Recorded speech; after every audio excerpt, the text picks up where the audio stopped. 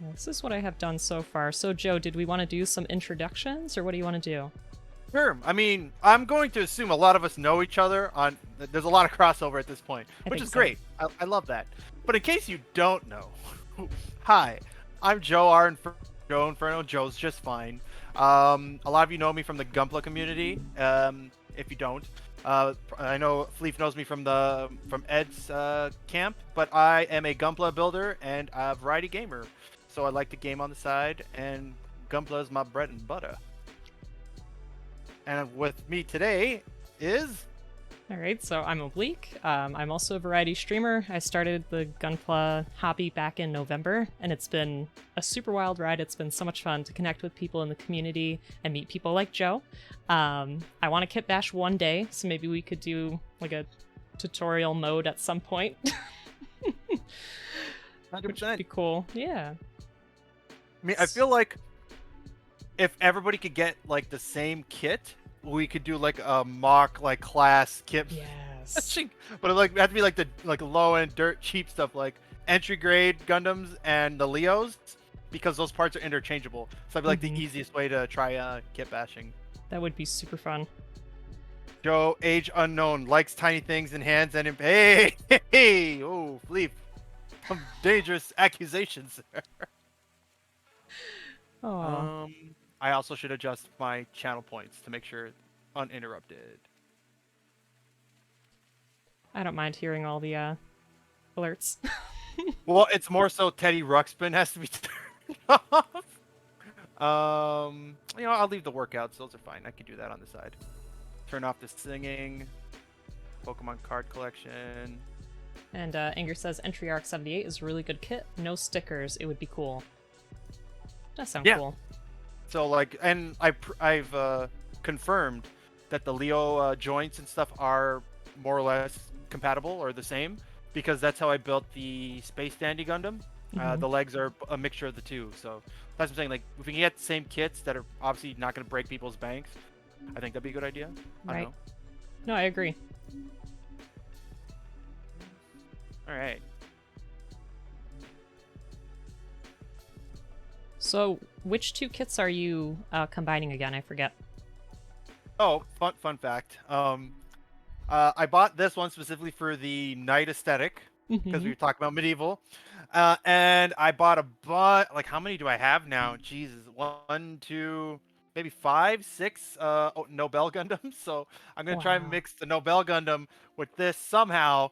Don't know yet. That's one of the fun things about kit bashing. You just kind of figure it out as you go, or you force it together. Like this one for Yao that I'm working on is like a 1980s kit mixed with like modern parts. This is like actually really ridiculous how this is all fitting together. So you make it work. Awesome. Looks awesome. And Innervate's here. How you doing? Hope you're having a good day.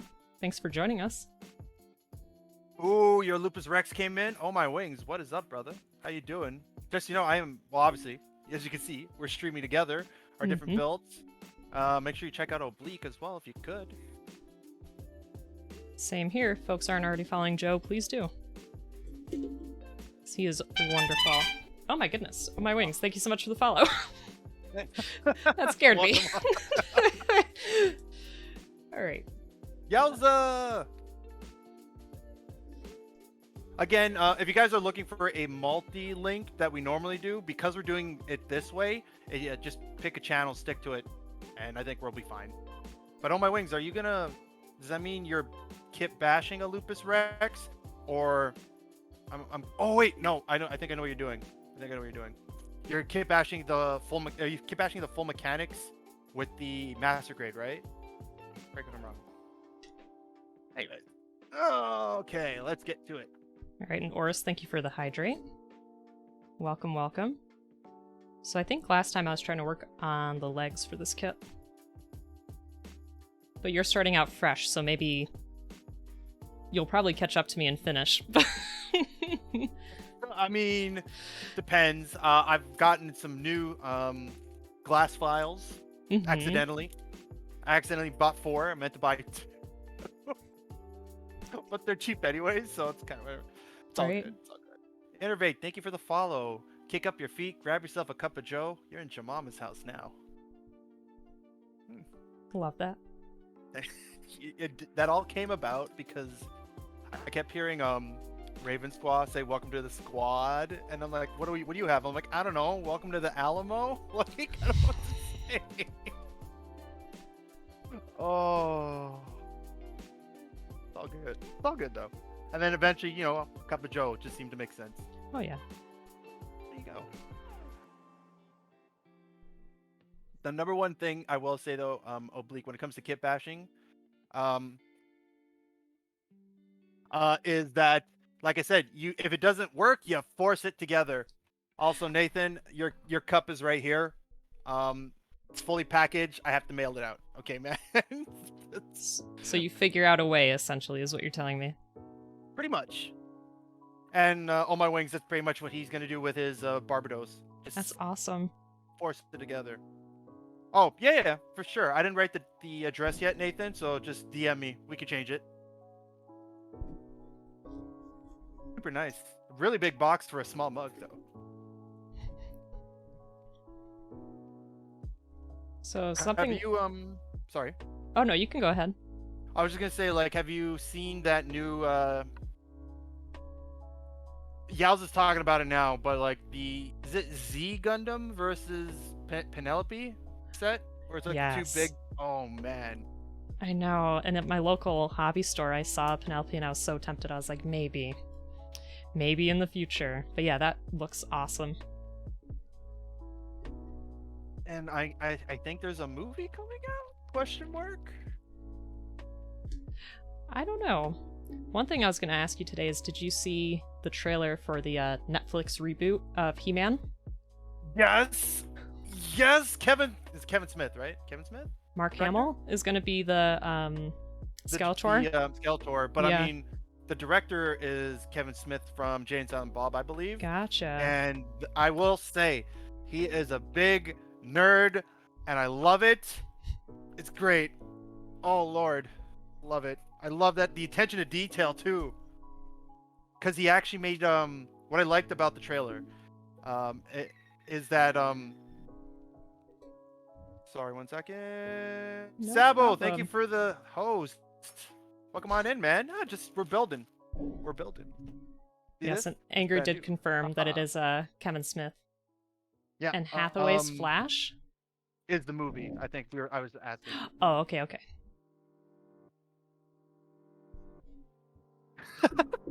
Well, I mean, I don't know how to feel about that.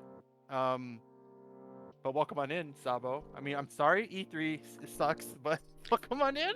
Wow. Yeah, isn't Ubisoft doing a presentation right now?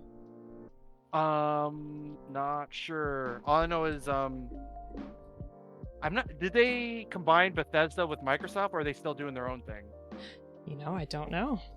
I'm waiting on E3 Sega. Oh. But back to the He-Man thing. I'm excited, optimistic. They did a couple things that were pretty cool. They actually made him look like a tiny, regular like kid, and then he becomes the bulky man when he transforms. So. Oh. Okay. Yeah, I didn't see much of the original, so I didn't get to catch those details. And Oh, Oh, sorry. Go ahead. No, I was just saying. Apparently, it was cheaper to keep him muscular. Just changed the color of his like skin tone a bit, for back in the '80s, from my understanding. Like, Interesting. Oh no, I was just gonna say Rainy Day stopped by. She says I'm literally about to walk out the door, but wanted to say hi and have a good stream. So thanks so much for stopping by, Rainy. And Brigadier Bacon is a collab stream. Hey. E3 Stroke. I'm waiting on E3 Sega. July's the movie. Hathaway's Flash.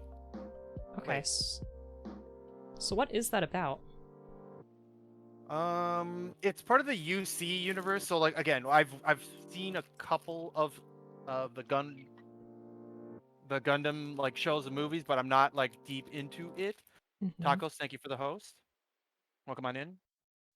But my understanding, it's like it is a a side story that got finally animated, and I mean, it's your typical space versus the Earth.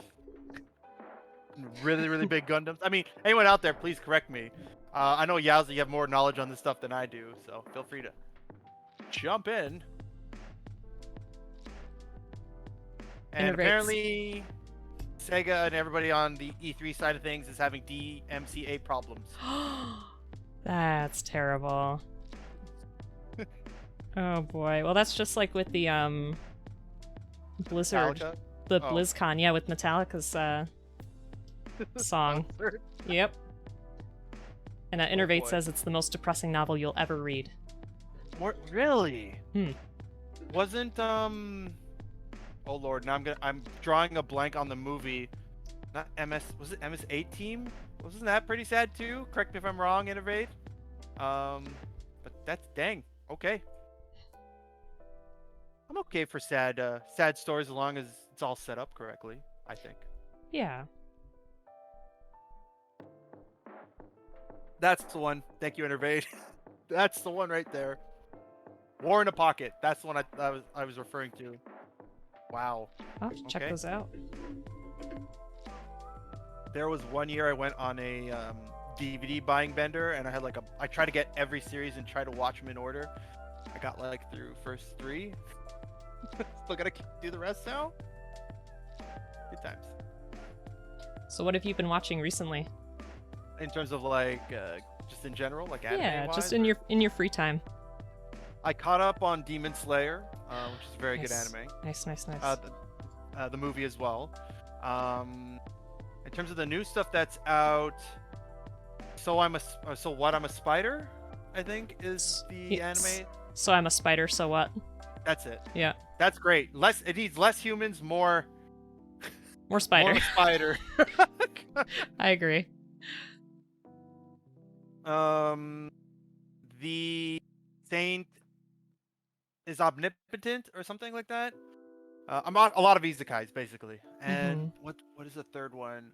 Tokyo Revengers. Tokyo Revengers is like my favorite of this season so far. Any particular reason? Just the concept of time travel that they're doing, or the characters? I think it's a little bit of both. So the art style, I think, is very unique. Like, I can tell who every character is, even when it is like them from 12 years ago. So I think that's pretty impressive that you can carry that over. And just the concept is really interesting too. Like, I was a really big fan of Steins Gate. So any kind of time travel stuff just gets me. Time travel and Steins Gate was crazy. Dobbs, thank you for the host. Welcome on in, man. Doing okay. We are joining Oblique in a a co-stream. It's really weird to say because I'm so used to saying multi-stream, but we're doing it at the same time on each other's channels. So check it out. Also, Bacon says 8th's novel was needlessly darker than the OVA. Would 100% not recommend it? Or 10%? Brigadier said 10%, but I think it might be 100. I don't know. Okay. Oh my god, this has so many runners, Oblique. Holy cow. I got a stand for some reason. Interesting. And that's the HG kit, right? Yeah. Huh. I mean, yours comes with a stand too, I believe. It does. So we could show off that ribbon. And Brigadier corrected to 1,000%. GDE. Where's B? F. B2.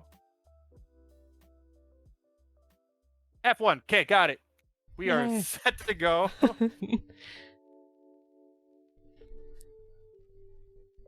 Ooh, get a robo. What's the word, Dobbs? What is the word? So Angry says most Gundam series are sad in their own way. Brigadier says about 8th's novel, it was bad, like no other reason than shock value. And Innervate says, yeah, 8th's novel takes a rapid U-turn and has one of the characters... Oh, well, I don't know if we want to talk about spoilers.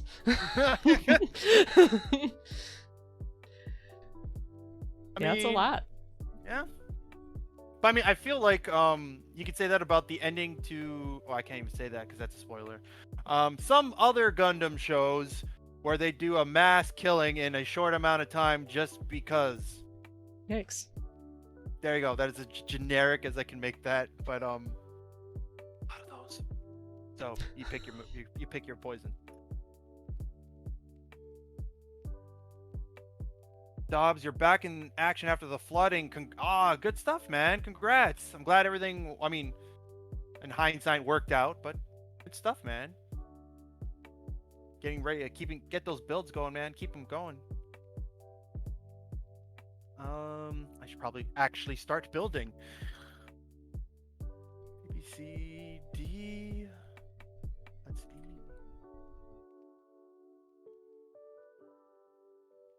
So Innervate is asking us a question. Innervate says, legit, what's the one media you've ever watched that was depressing AF? Could be a book, series, or a film. Like so just the media or like the actual film itself if I were to pick film kind of thing. Yeah, like, what's the saddest book you ever read, or, series you ever watched, or film. I mean, that's tough because I've actually teared up in a movie theater for a couple of movies. Aww. I'm not gonna lie. Did you ever see the like the Peanuts Charlie Brown movie that came out not too long ago? I guess a couple years ago. At the end, I felt for my boy Charlie Brown. Like you could relate so much to what was happening to him. That I was just like, oh, Charlie Brown, no, Chuck, man. Oh, I feel that. I feel it in my soul. Kind of thing. Angelo, oh baby. Welcome on in, first of all. His answer is the last episode of 90210, hands down. How's it going, Angelo?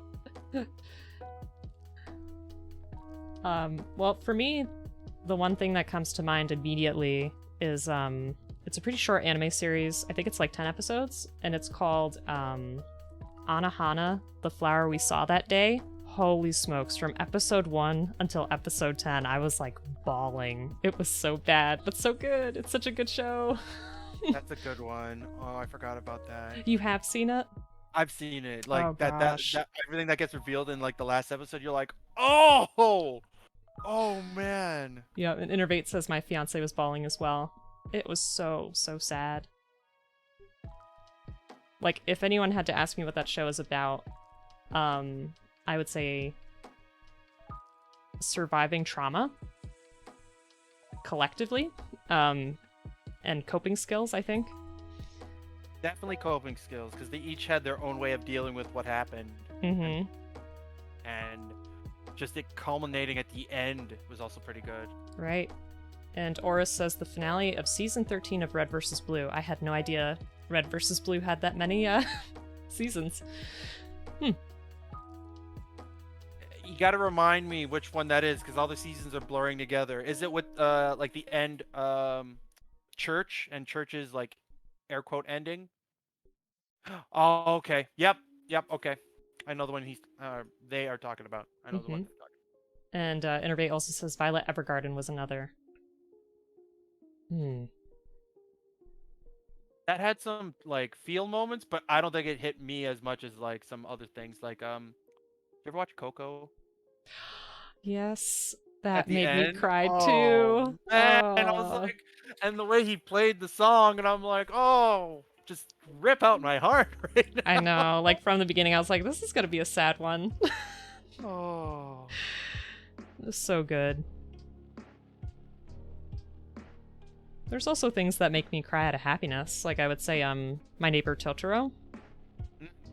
That's one that it's just such a good film. Have you seen it? I've my cousin's like a big fan. I like a lot of Studio Ghibli movies, but I haven't seen that particular one. Okay. Howl's Moving Castle. Princess Mononoke is my favorite one though. Oh yeah, big one. It's very good. It was the first one I've ever seen from that studio. And I was just like, wow, this is pretty good. I don't know what's going on. I don't really understand because I was a kid when I was watching it. Like, I don't quite understand what's going on, but digging it. What was the other one we watched? Or was that the one we watched?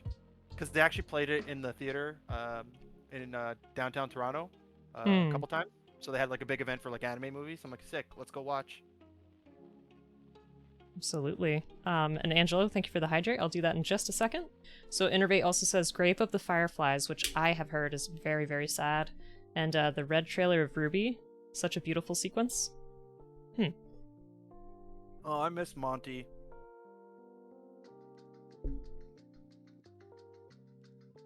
So do you remember, and not to get like dark, but do you remember your last time at the movie theater before quarantine? I can't, to be honest with you. I know I did. I know I 100% the movie with my buddy. I just can't remember what the movie was anymore. Mm-hmm. It was definitely January, February month, so I'm not sure what movie came out then. Yeah. But so no, to answer your question, I don't know. But looking forward to when I can go again. Yeah, definitely. Let's see. R.I.P. Monty and His Wondrous Moves, Episode 9, December 2019. And then Angry says, I think I cried at Jet Li's The One in theaters. I don't remember that.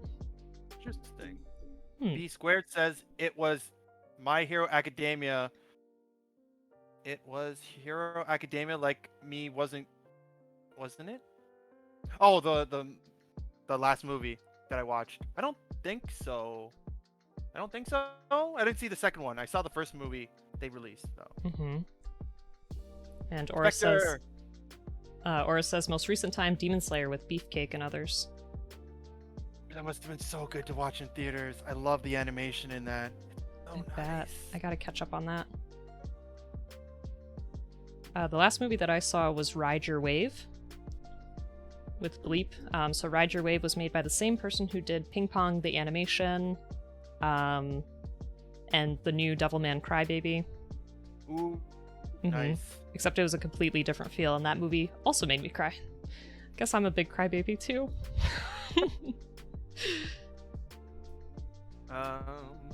Last time I went to the movie theaters was when I went to go watch Godzilla King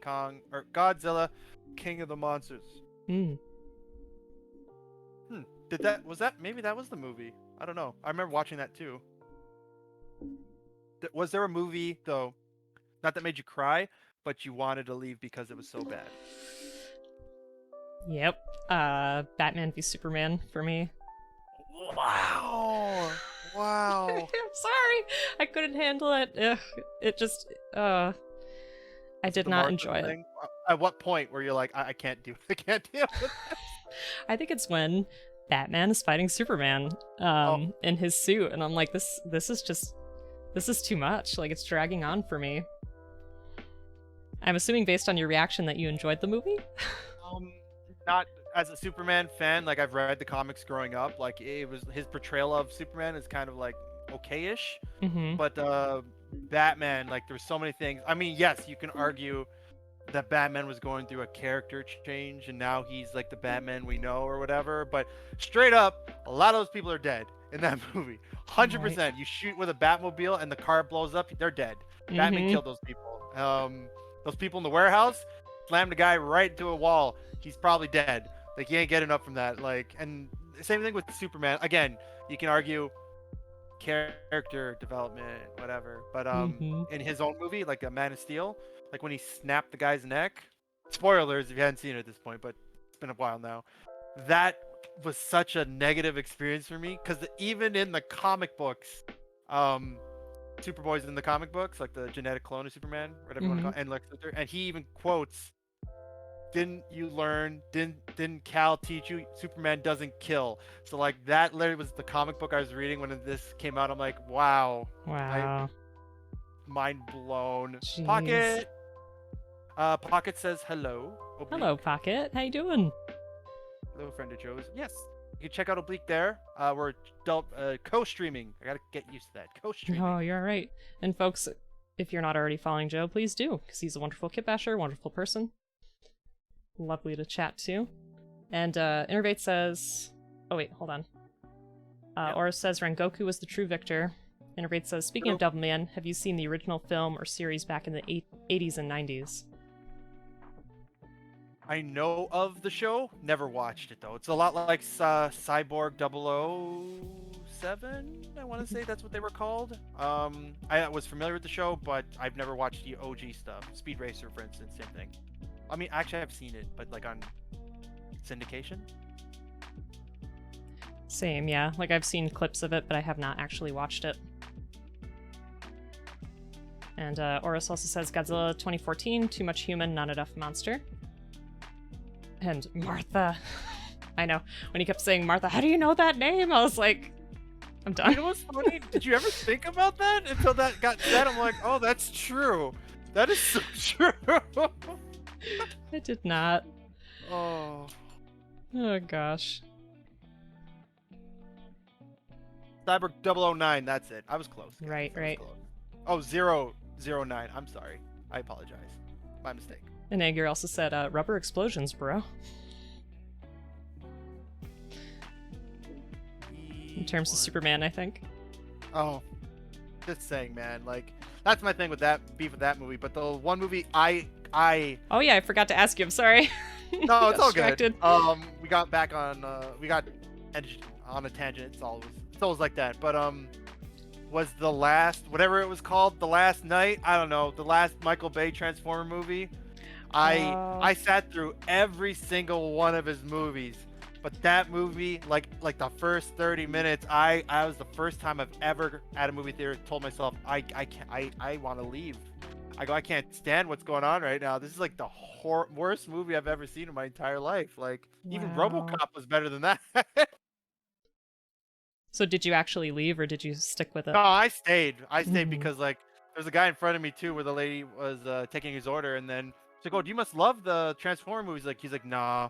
He's like, "But I've watched them all. That I figure I might as well finish it off." That was my thinking. I did the other ones. You got to finish it off. Mm-hmm.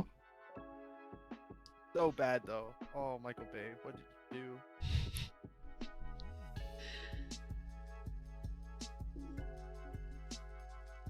Oh, for anyone who's watching, by the way, there's nothing wrong. I just want to clarify. There's nothing wrong if you love the movies, but for me, they just didn't click. Everything here is opinionated, not fact. Just for clarification. Sorry. Absolutely. Go No, on. you're good. You're good. I was gonna say years ago, I was with a friend and we went to the movie theater with her dad. I think we were probably like, I don't know, 12 or 13 or something like that. And we had the choice between Beverly Hills Chihuahua, which is probably really bad. But he was like, I don't want to see that dumb movie about a dog. Let's watch that movie with Shia LaBeouf. It was an action movie. I think it was called Eagle Eye. I don't know if you remember that. I don't.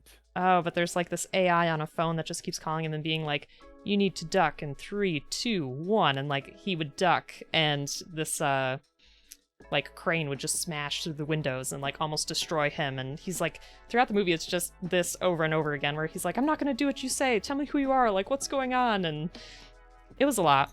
And by the end, the dad was like, we should have watched the Chihuahua movie. I'm just reading your chat right now. What did Michael Bay do to TMNT? I didn't know that Michael Bay worked on that too. I think he produced it, but it's still, you could see like it had its flair. Gotcha. And Belle says it's Oblique and Joe, two of my favorite folks here on Twitch. Belle, thank you so much. You're one of our favorites. Yeah. Wait, I've been practicing. Wait. Wait, let me figure it out before I show it off. I screwed it up. I'm sorry. No. You'll get it. I like your little heart though. The one that you do. All right. There we go, Belle. I think I got it. There we go. I got it, buddy. I got it. There's for you. And Innervate says, time to burn Joe for having a differing opinion. Twitter 2021, probably. And Angry liked Eagle Eye, so maybe I should watch it again. Who knows? Brigadier's asking, is Joe making ninja hand signs or gang signs? What about ninja gang signs? There you go.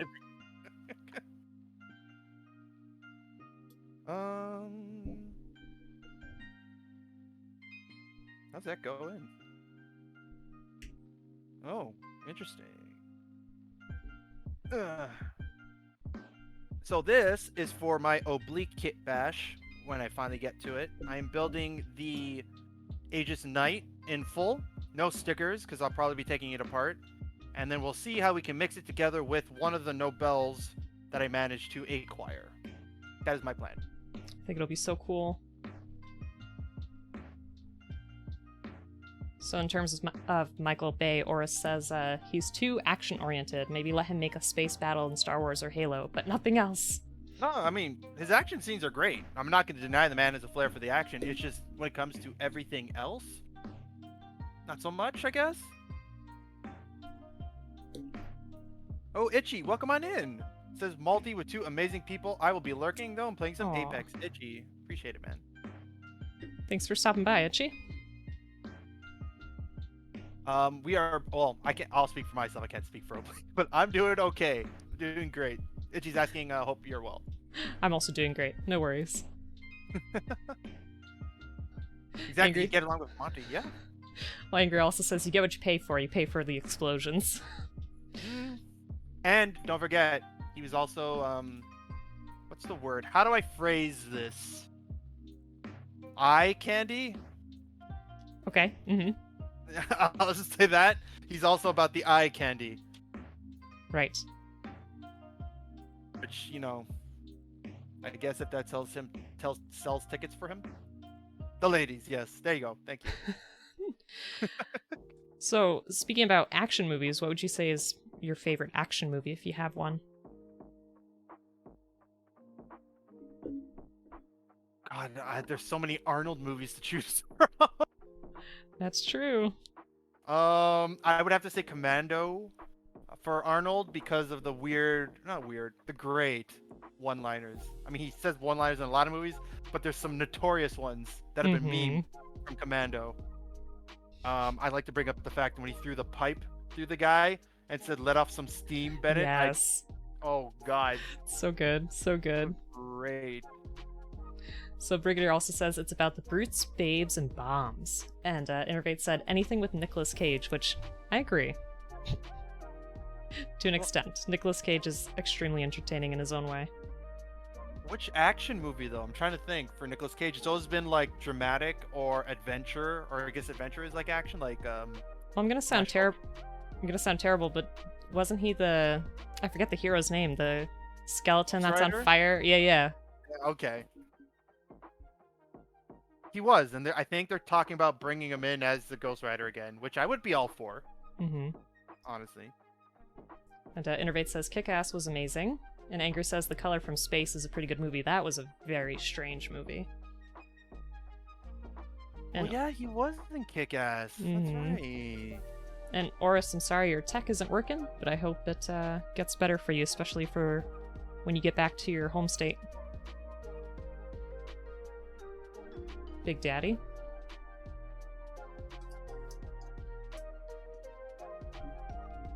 What was yours? Was that yours? The Ghost Rider, or?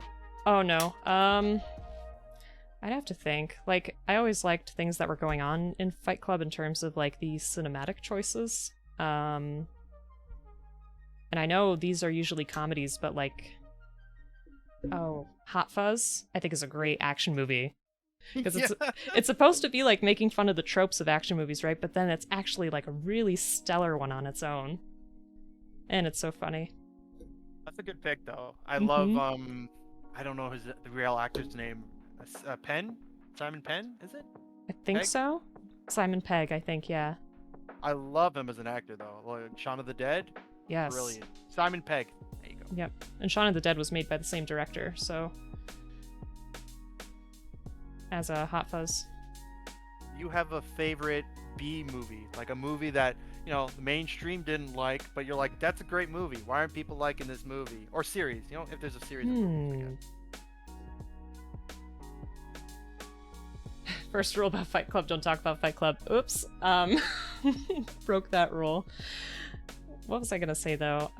The only thing that comes to mind recently is I know people were pretty split on the second Wonder Woman movie, and I know that's... I don't know. I thought it was okay. I thought it had some interesting ideas. Were they well executed?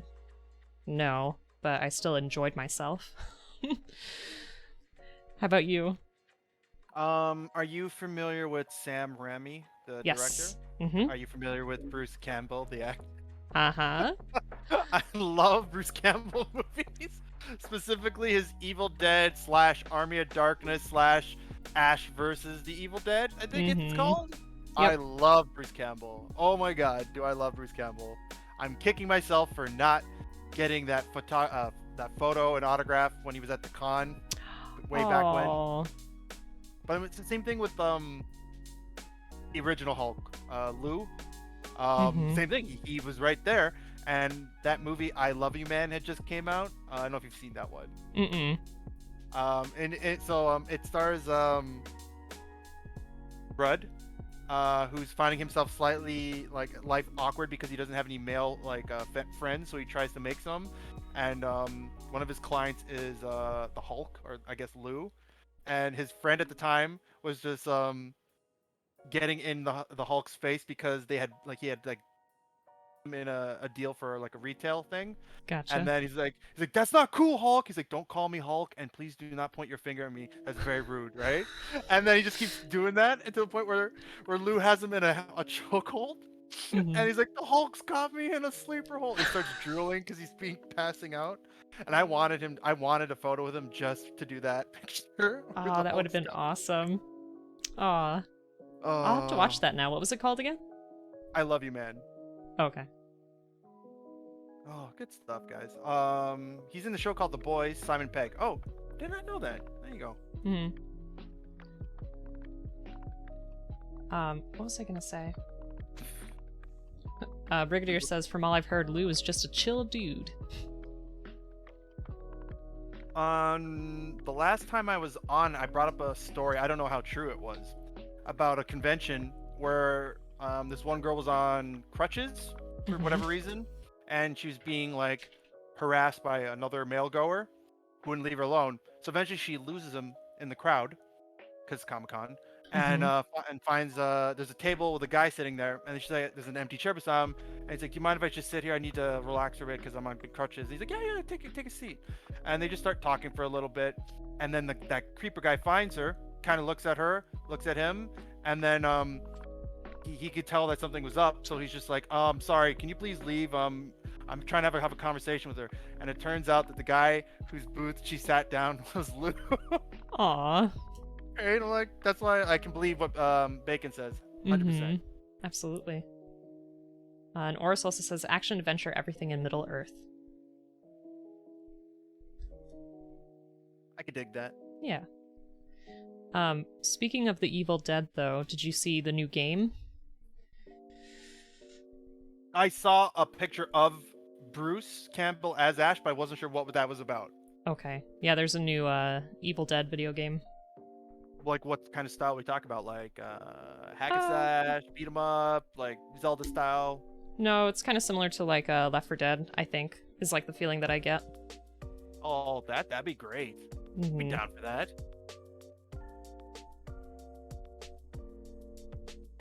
Ooh, shoot.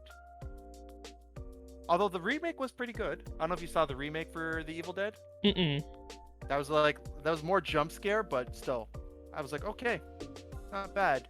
And I had chills at the end because they did a cameo with Bruce Campbell. It was just his side profile in the dark. And he just turns to the camera. He's like, groovy. I'm like, My man. right? Oh. That's awesome.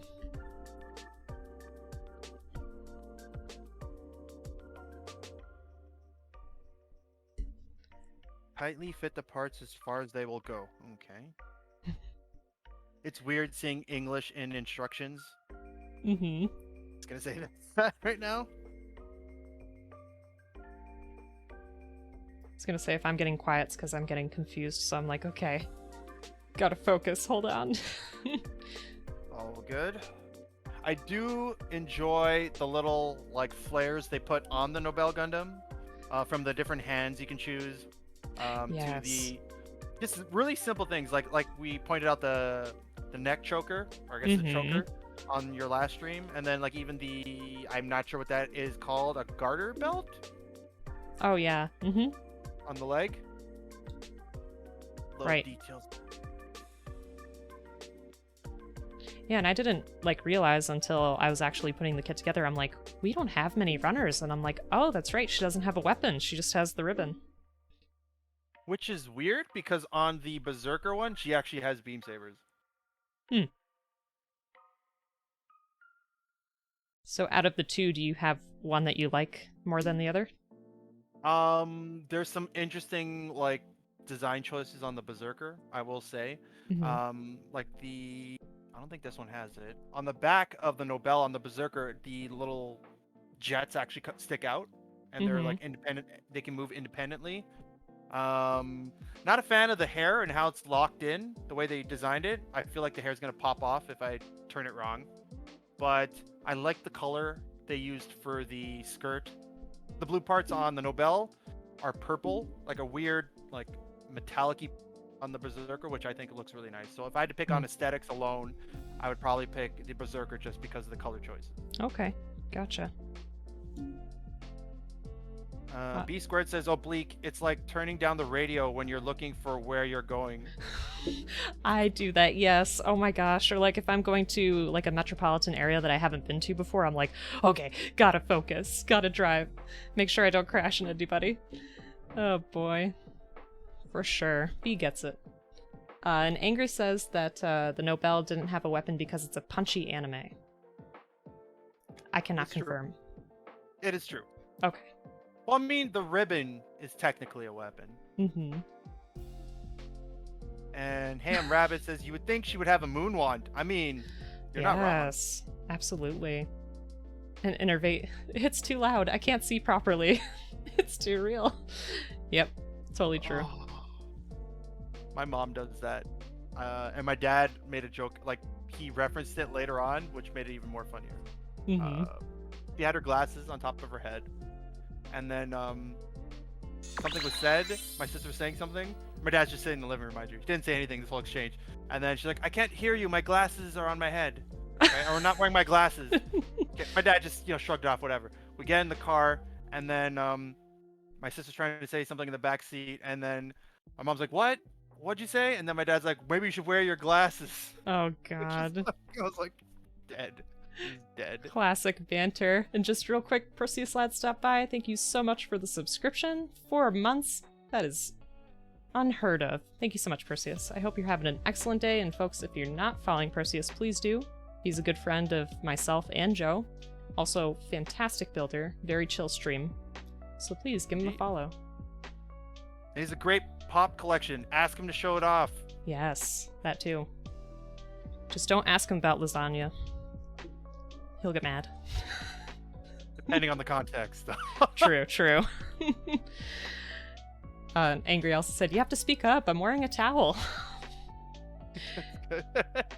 Yep, there's Perseus's angry lasagna. I still have some drawings for you, Perseus. I didn't forget about you, I'm sorry. I make promises, I keep them, I'm just really slow. I apologize.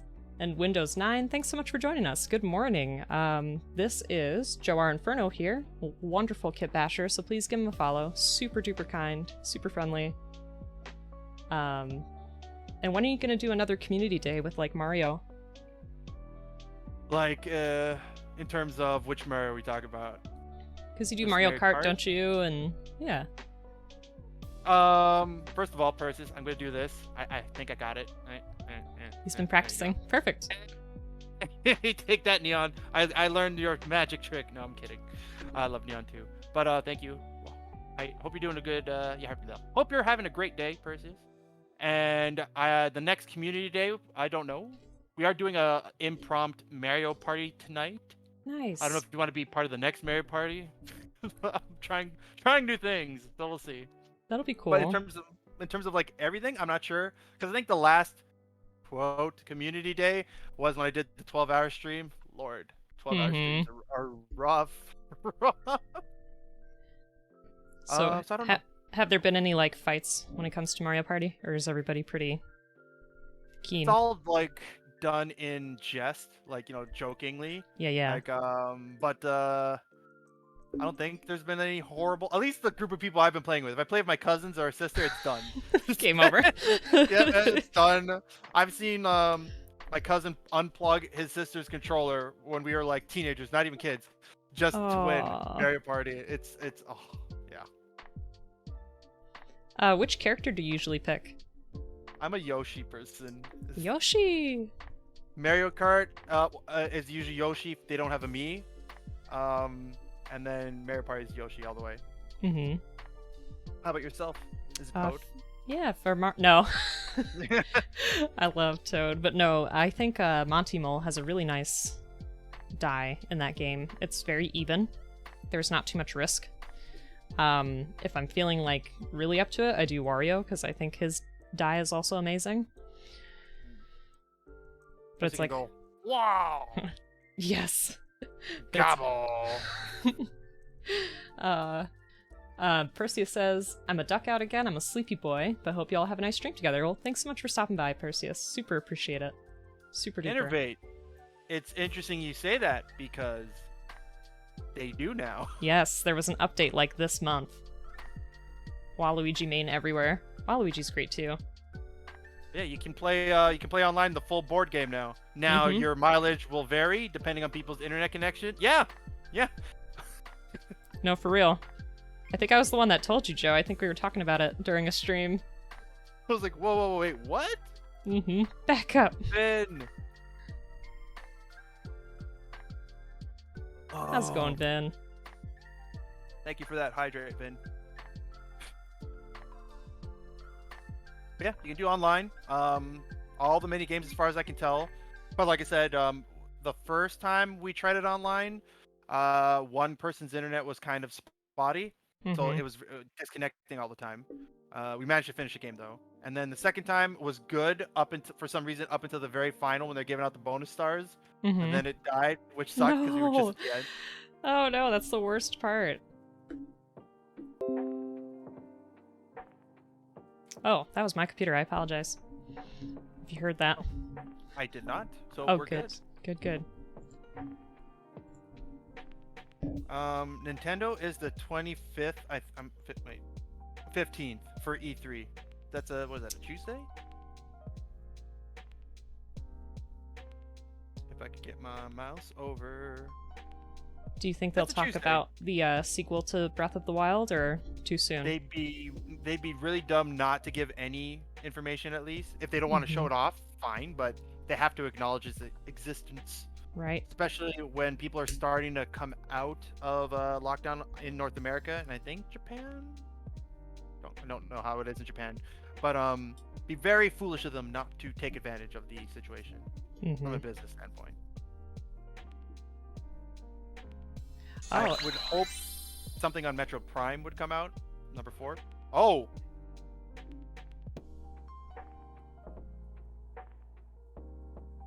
Innovate, thank you so much for resubscribing. 2 months. You're wonderful. Super appreciate you. Yes, thank you, Innovate. I appreciate the sub as well. You're awesome.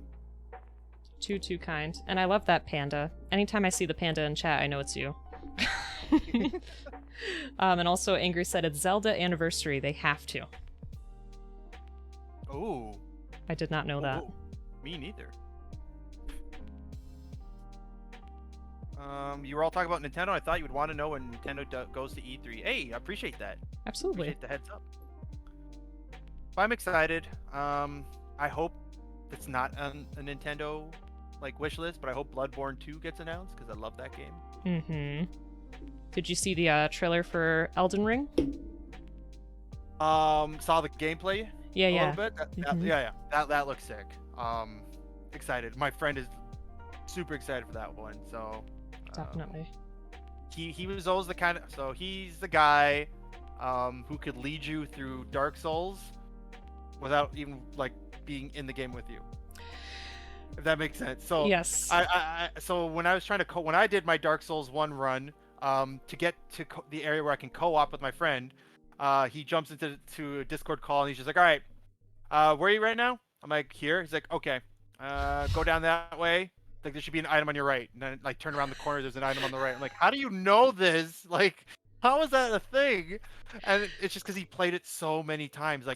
Off the top of his head, he's like, there's a shiny thing on the floor.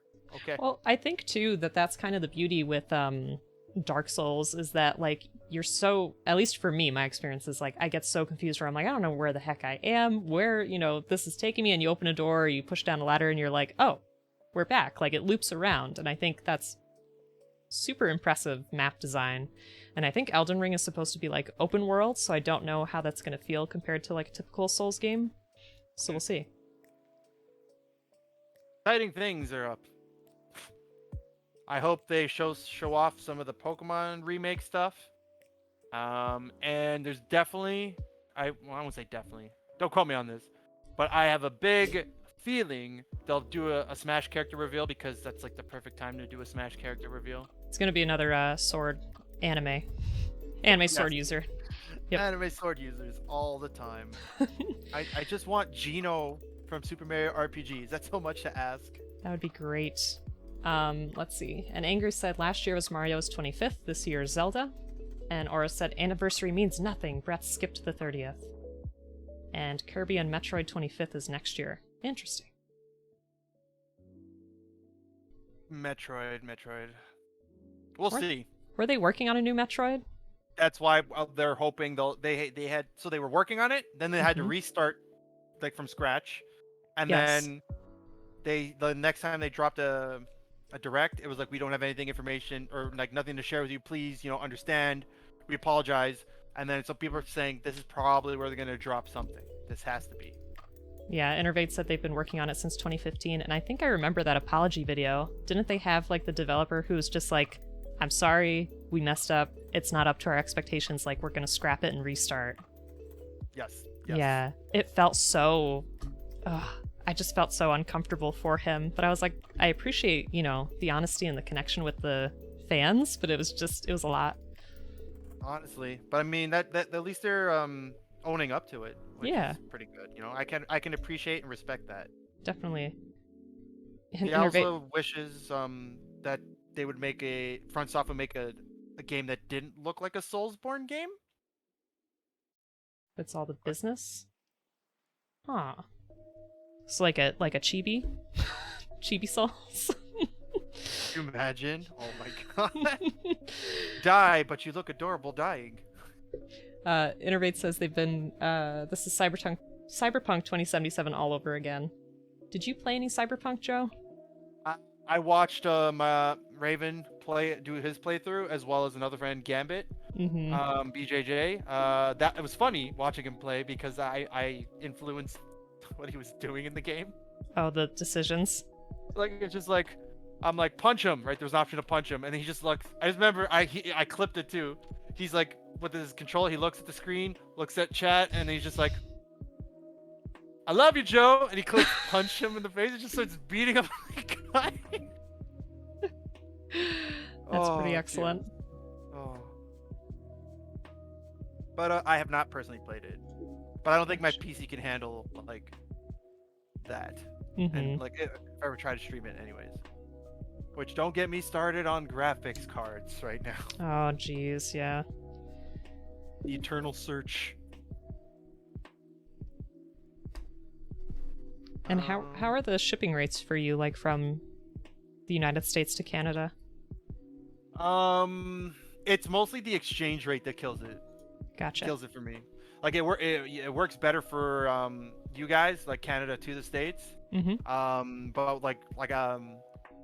the conversion rate really makes it like insane. Like it's almost on par sometimes with like going like at those scalper prices, depending on what I'm trying to get. Yeah, that's not good. And then you might get hit with duties on top of that. So that's just like, because like I've done a couple things from Hobby Link Japan back in the day, like I guess pre-pandemic, quote unquote, and then the duties on that were like, the price is right, the price is great, and then the duties were just lumped on top, and I'm like, damn, well, there goes the savings. It's just the same as if I had bought it, around here. Yeah. Because we did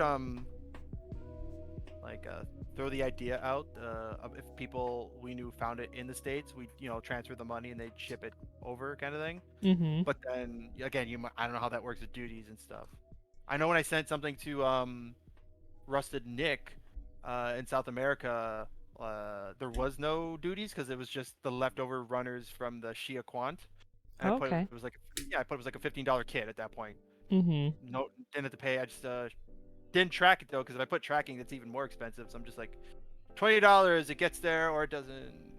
Best of luck. As I told Nick, I'm like, I won't know till you tell me if it gets there. Aw. It showed up though. Showed up.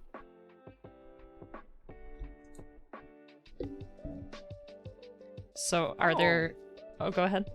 Oh, I was just looking at what Yowza wrote. I'm like, yeah, I didn't know they made mech games. Front software. Oh, Front soft. really? Yeah.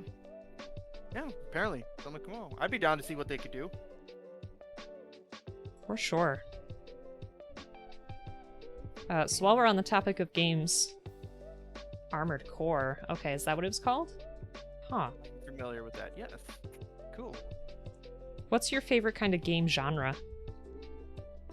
I am a sucker for story, so I will lean heavily into RPGs. But like, you know how there's like a sub genre sometimes in RPGs. So like Fallout, 3 and upwards, it's like an RPG, but it's a first-person shooter at the same time. Right. So I still say anything with a role-playing like RPG, like mechanics or storylines, like deep storylines, I'm very into. Definitely. You know, yourself? Same. And otherwise, I really like fighting games, even though I'm really terrible at them.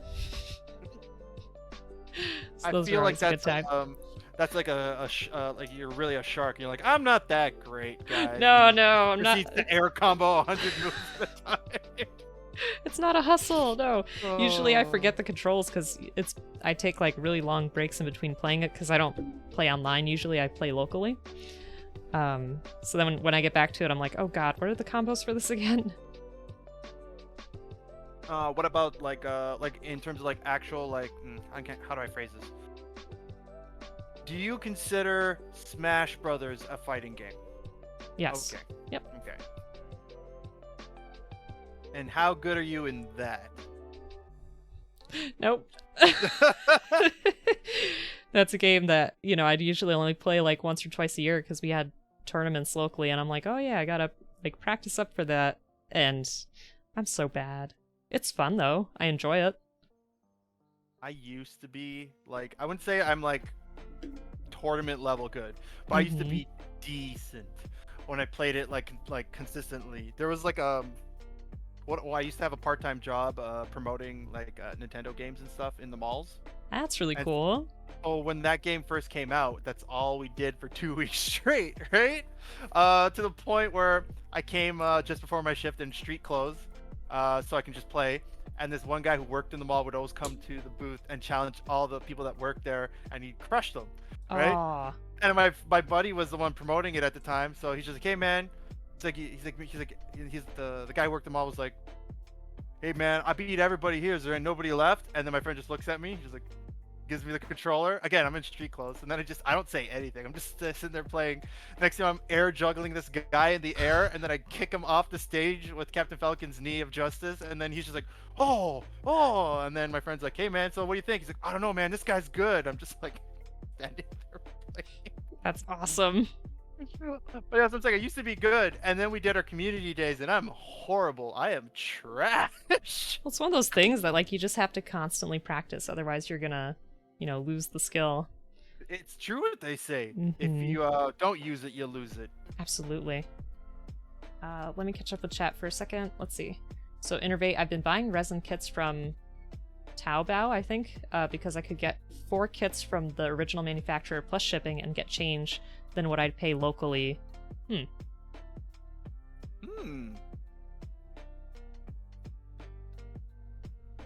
Which resin kits, if you don't mind me asking? That's interesting stuff. Resin's really like, you gotta be careful when you work with resin. I was gonna ask if you've ever made any, two. Two. One was the Phoenix. I think I posted the Phoenix Gundam when we mentioned like which Gundam we would pilot. Oh yeah. So I got a resin kit of that, like that whole thing. Wow. And I did that horribly. I really should go back and redo that. That was my first resin kit. And then there was a conversion resin kit for the Leo that changed it into a Virgo, if you're familiar with the Virgo. Okay. Yes. That's really cool. So I think Innervate linked Ooh. the kit. I'm gonna open that up. As well as Nephilim says, when I get music cable done, shipping is like 40 to 60 USD. FromSoft worked on the Armored Core games, Gundam Unicorn the game, and a game called Another Century Episode, a game that has real robots and super robots. Ooh. That's pretty cool. Yeah. B says, rip to Maz's hair. He got desperate and demanded a quarantine cut. Uh-oh. Dang. You got the kitty? Oh my god, you got the kitty! It looks I so wanted cute. that. It looks so cute. Lord. Oh, that is so cool. I mean, don't get me wrong. The eye wisp for the Strike Gundam is cool too, but the kitty, it's so cool. It's very cute. Oh man. Comes with a fish weapon.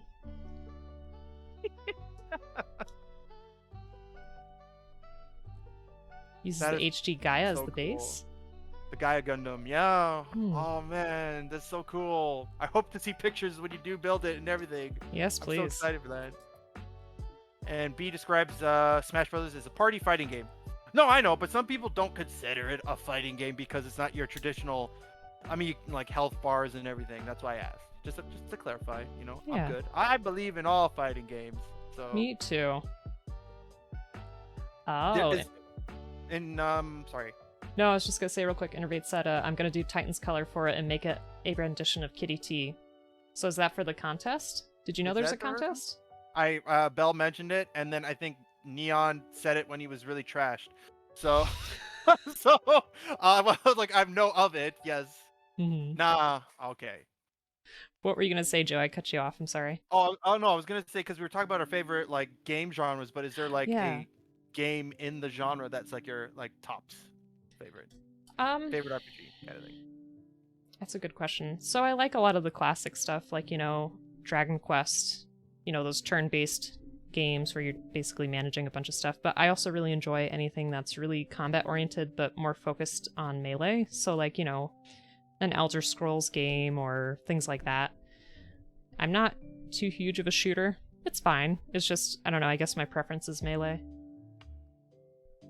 Well, I can appreciate that. That was my build in Skyrim, was two-handed melee. Mm-hmm. Did I know magic? I could heal a little bit, but that was about it. Yeah.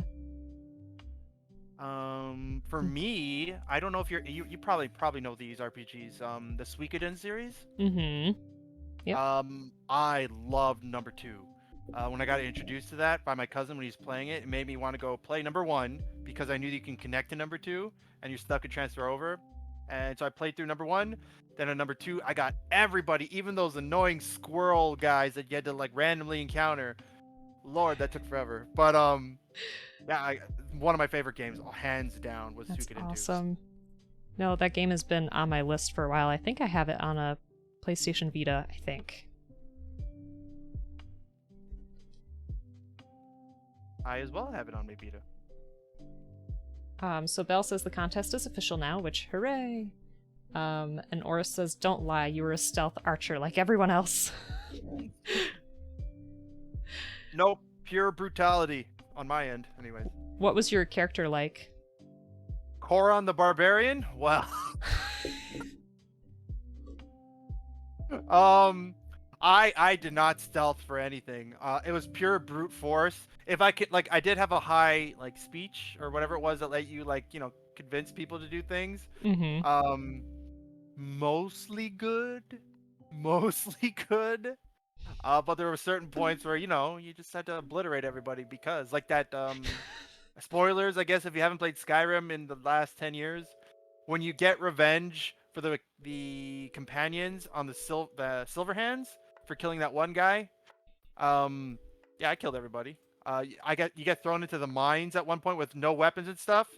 Also killed everybody. Pays to be a werewolf because all my stuff got taken, but I could still transform.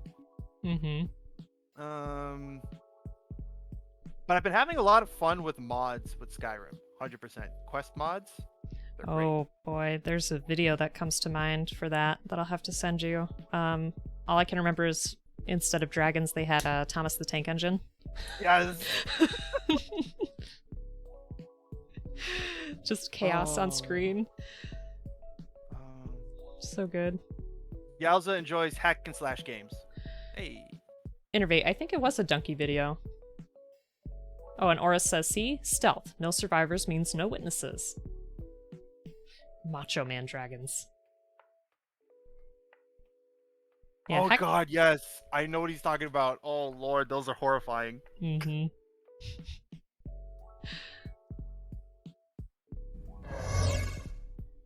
Oh my goodness. Jack Nerds, thank you so much for the raid. Super appreciate that with a party of 5. Ooh. Welcome, raiders. And also, hey, Zondamad. So folks, if you're not following Jack, please do.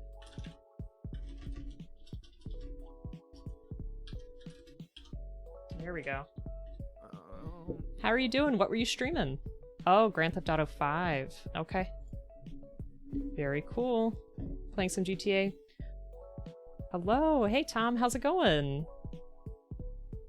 And congratulations. Destiny Season Rank 100 achieved. Nice job, hey. Oris. But yeah, welcome to our collaborative stream.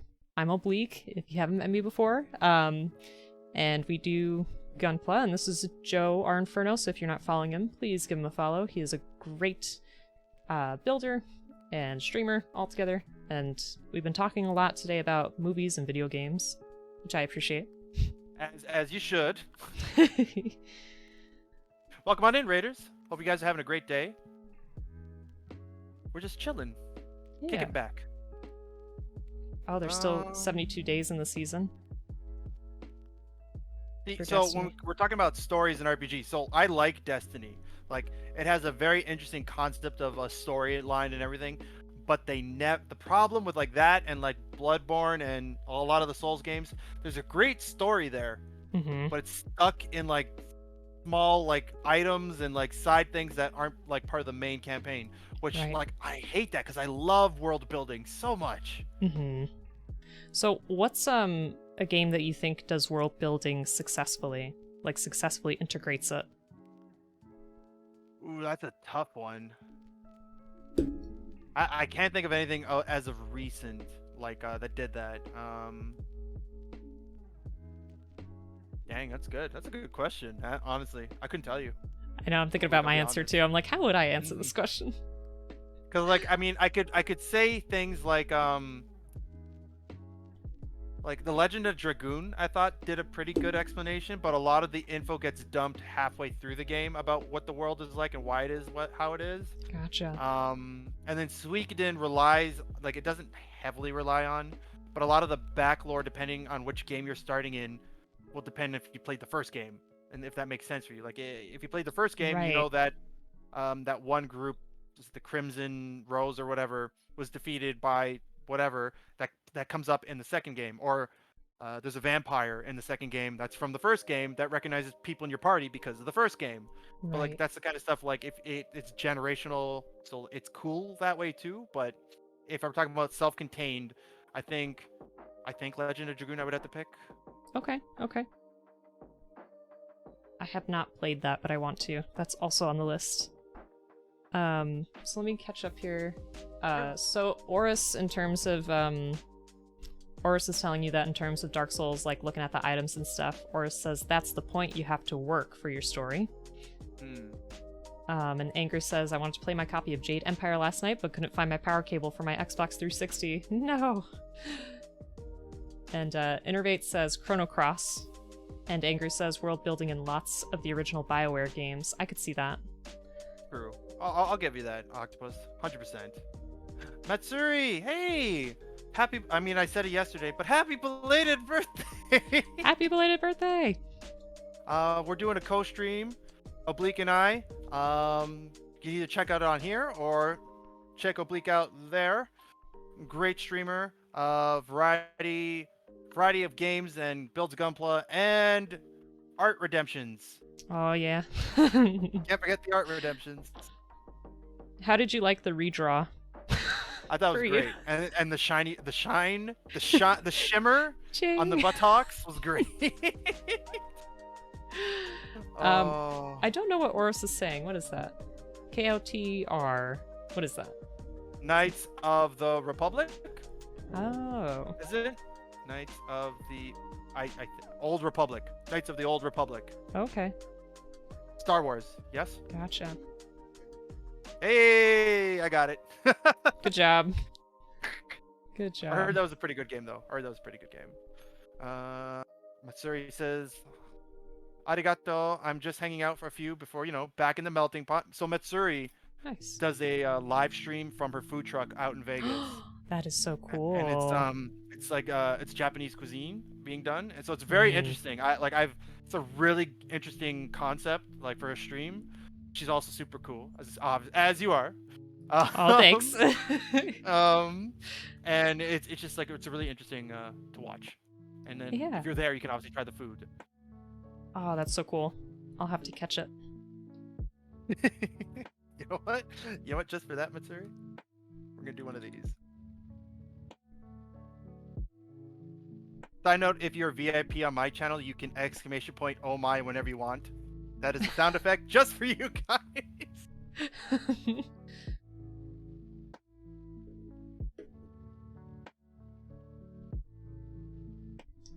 I was gonna say, in terms of a game, I don't know. I don't know if this is the best answer, but it's what's coming to mind right now. In terms of a game that does some pretty good world building, maybe Breath of the Wild, because I feel like it does a really good job of having you explore the map and discover every new town and different game mechanics kind of on your own.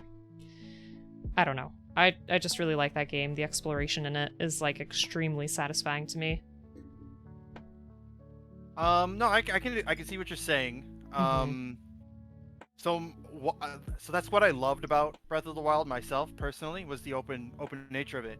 Where I kind of missed from what I guess would be mainstream Zelda is like, yeah, the story's kind of there, but because they had to make it so open-ended, the story wasn't the main focus of the game, I guess.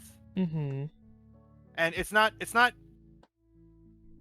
a bad thing, but I kind of wish there was a way to mesh the two, where the story can be like still told, but you can go in any direction you want and everything as well. My opinion, anyways.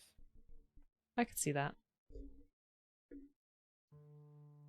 Oh, not world building, but rebuilding, like the Land of Hyrule. Yeah. Guess I just really like that game. Oh, I'm dumb. I'm missing a piece. I'm so dumb. I was like, why isn't this clicking? Happens to me all the time. 2019. Oh, Matsuri also says hi, Oblique. Hello. Happy belated birthday. I hope you did something super fun, and I wish I could be by your food truck to try out the goodies. Sounds really good. Right about now. When traveling's a thing, that is definitely on my list of places to visit and try things out. It would be really cool to like visit everybody that we've met online. I keep saying, like, I swear, Oblique, there was one. I don't know if it's still a thing or if it really sucked and they're never doing it again. But there was a build con, like specifically a builders convention. But like obviously you haven't seen anything of it because of the whole pandemic. But if it does come back, that might be something we can all go to. Or conversely, a little more broader, I guess it would be like TwitchCon, right?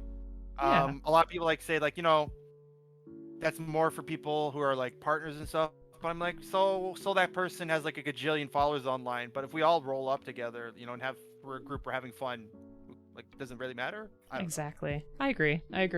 And also, let's see. Angry said, I heard most of the story is in the Warriors game. Oh, that's right. I forgot that the Hyrule Warriors game had more story to it. And Gunpla Panda says, so if I redeem Doodle Time, does Joe have to draw too? I don't have paper. I could try drawing on a box. If you'd like me to draw on a box. I think that would be pretty neat. And how's it going, Panda? Hope you're having an awesome day. Thanks so much for joining us. And you must be following Joe already, right? Oh, I yeah. would think so. Okay, good. We are well acquainted. And let me ask you this: what about Rainbow Con? So we're waiting on the video to be made. Like we have all the clips. All the clips are set. Oh, good. And Raven has like a bit of a storyboard that he drew out, like how he wants the video to go. And then we got Detective Tato, who did a voiceover for us. That's awesome. He had no context. He just had a script. He's like, "Yeah, I'll do it for you." And then he's like, "Okay, all right." That sounds great. The funniest though, Oblique, was because Ray and him were the first two on that karaoke night to come into the Discord. And I was introducing people. I'm like, this is Detective Tato. He did our voiceover for Rainbow Con, and Ray accidentally saw the voiceovers because I posted it in a Discord instead of a direct link to Raven. Oh, shoot. And then Ray's like, what is this? I'm like, oh, you didn't see nothing. So when I said this is Detective Tato who did the voiceover, he's like, yeah, was you? And he's like, yeah, man, that was me, Rainbow Con. They both have such beautiful voices. Oh, man. 100%. And Innervate says, can we request Joe to draw a Cicadin character? I don't see why not. I don't see why not. And Zondamad's asking how the builds are going. My build's going pretty great so far. Made this leg today. I'm building the torso on my end, and it's very different than what I'm used to. So I'm actually struggling a little bit. It's a really unique design. I love the flexibility in the feet here too for this kit. I don't know, I feel like it's got a lot of angle to it compared to others. Maybe it's just me. I am again really surprised how quick that arrived. Like that is oh like, yeah. Jeez. That was awesome. I was so grateful. I was like, I've been looking for this kit forever, and you know, it was way overpriced everywhere. So thank you again. Hey, no worries. I got one for Papa's as well. So I gotta ship that out to him, and one for Ed. Nice. So that'll be some good times. And Zeit says, that is a well-turned ankle. How are you doing, Zeit? Thanks so much for joining us. Today we were with Joerinferno. Please go ahead and give him a follow if you haven't already. He is a wonderful Gunpla streamer and just streamer in general. Always has some really amazing creative ideas. I really liked your Space Standy kit. That was great. Thank you. Although, it's one of those things where you can look at your work and you're like, oh, I messed up there. Like, I should have done, oh, I could see it there. Because I, in my mind, it was the greatest thing I've ever made. And then I entered it in the contest, and then I heard one of the judges' reviews, and I'm like, oh, is it? Is it really? And I took a closer look. I'm like, oh, wow, it is. It is 100%. Like, I missed that spot, which is fair. It's a fair, like, criticism, right? It's not, like, to slight the idea of what I did. They enjoyed the idea. They're like, a Gundam with a mohawk? Who does that, right? That's awesome, though. And Bella's asking, were these ones you got through Sakura, or did you find them elsewhere? So the Berserker ones are the ones Sabo found for me, which you still can't find anywhere, so that was still a great buy for the price. But the other Nobels actually came into stock in my local store. So I was like, I thought it was a joke at first when they said it was coming back in. Like, nope, they even made an email saying we have them in stock. I'm like, oh, okay. And I thought it was limited to one per person. No, it's not. Nice. So how many did you get again? So the 2 from Sabo, the 1 from Cheesemon, and then hold on, those 2, and I bought 2. I have 5 total for myself, and 2 are for other people. Awesome. What up? Wait. I got this. Yeah. What up? What up, Neon? Just been practicing. How's it going, Neon? Thanks for joining us today. Super appreciate it.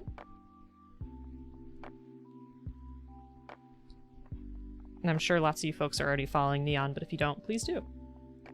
Wonderful streamer. Most impressive Kermit impersonation on the internet. But no, he's actually like an excellent builder and variety streamer. He is. And I love how he somehow creates memes and unintentionally makes memes. Yes. It's just great. I still have to draw that comic.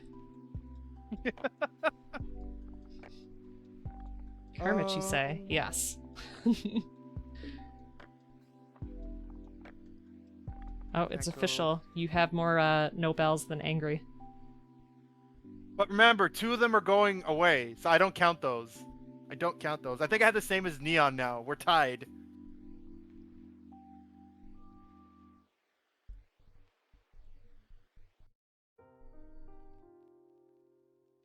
Interesting, though. This uses the same neck piece, I think, as the Nobel Gundam. Hmm.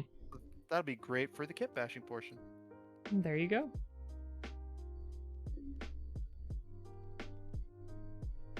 We are tied. There you go.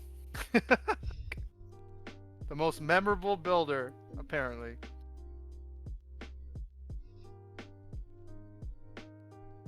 Wait. Neon does build. He does. Eventually. Which is fine. Gunpla goes at your own pace, and his kits always come out really impressively too.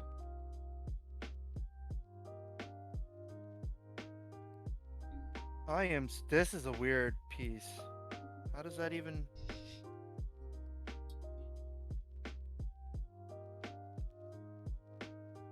Oh, got it. I'm dumb. It's alright. Baby Grogurt? What? What am I missing? Except for the frog? That's my only guess. So we were on your last stream, a couple streams ago. You did impressions. Were those the extent of your impressions, or is there? I think so. I think so.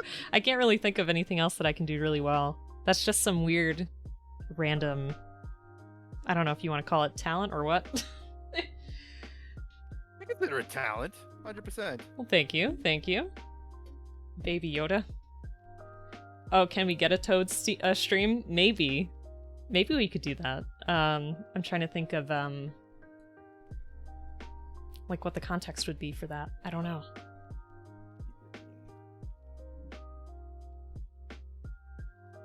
Channel point donation goal. I can see that, yeah. Well, there are going to be some things in the works. I'm trying to think. I feel like there's at least one other thing I can do, but it's like not coming to mind right now.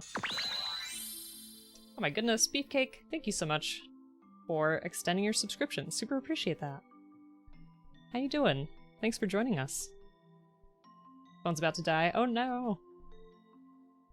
Life's been rough for Toad, so Toad's now working as an ESPN sports commentator. That'd be great. That'd be pretty good.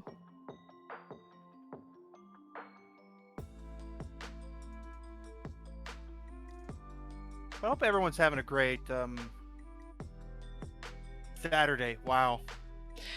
One of those things where all the days are blending together. But yeah, hope everyone's having a good day out there. It's been a long day. And Zonda, thank you so much for the cheer. Super duper appreciate that. And we also have to give a shout out to Beefcake as well. Whoops. Speaking of RPGs, Joe, Beefcake has been streaming. I always mix up the name for it.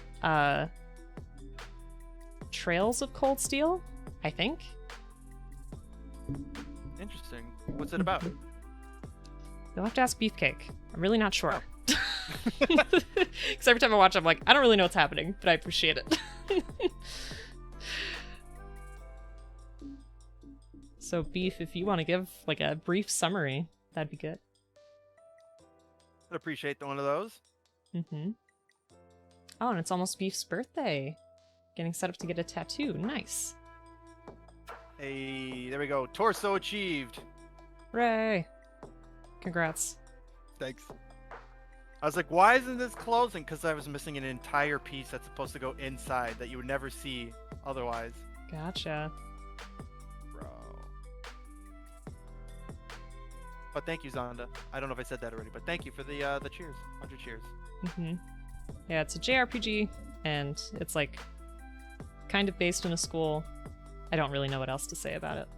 Teenagers will use the power of friendship to kill God. Mm-hmm. Sounds about right. That reminds me of that old D&D cartoon. You remember that? Yes, I do. Speaking of D&D, How was your last session? Our poor mage friend must have dropped like 6 times in that encounter. Um, the potion turned out to be like a spell for like breath of air or something, where you can blow like really hard or hold your breath or something like that. Hmm. Which was not what I thought it was. I thought it was a storm bottle. That would have been so clutch for that particular encounter. I blew through all my key points. Um, and if it wasn't for the fighter, we all would have been dead. Wow. 100%. The fighter had like a plus 16 to his dice roll. So he was getting all, and he shoots 3 times. 3 times with Right. sharpshooter. That's some scary stuff. The last session sounded like a blast. I mean, I was this tempted to run away on my own because I am a monk and I have like insane distance coverage, but you know, Mhm. it's fine. It's fine. I didn't die. That's all that matters. Yo, And papas, what's up? in terms of Trails of Cold Steel, Beefcake says they revolve around a civil war that is brewing up and its resolution in the first two. It Okay. kind of reminds me of well, I guess it's not really like that, but if you're saying there's is that like different games or like different chapters? Beefcake's talking. Oh, the 4 game series. Got it. Stupid. I'm sorry. Didn't No, read that you're part. fine. Monks are great. What's your character that you like to play as, Oblique? Let's see. I have a lot of one-shot characters from when we would do one-shots on Papa Talk's channel. Otherwise, the most recent long campaign I had, I was a female barbarian human, basically like Xena. Xena was the inspiration, but she kind of found her own way, her own personality. I think barbarians are great. I think especially for someone who's brand new to the game, I think they're probably the best class to pick. But right now I'm actually a DM for the Icewind Dale module. So That that's sounds really fun for familiar. me. Yeah.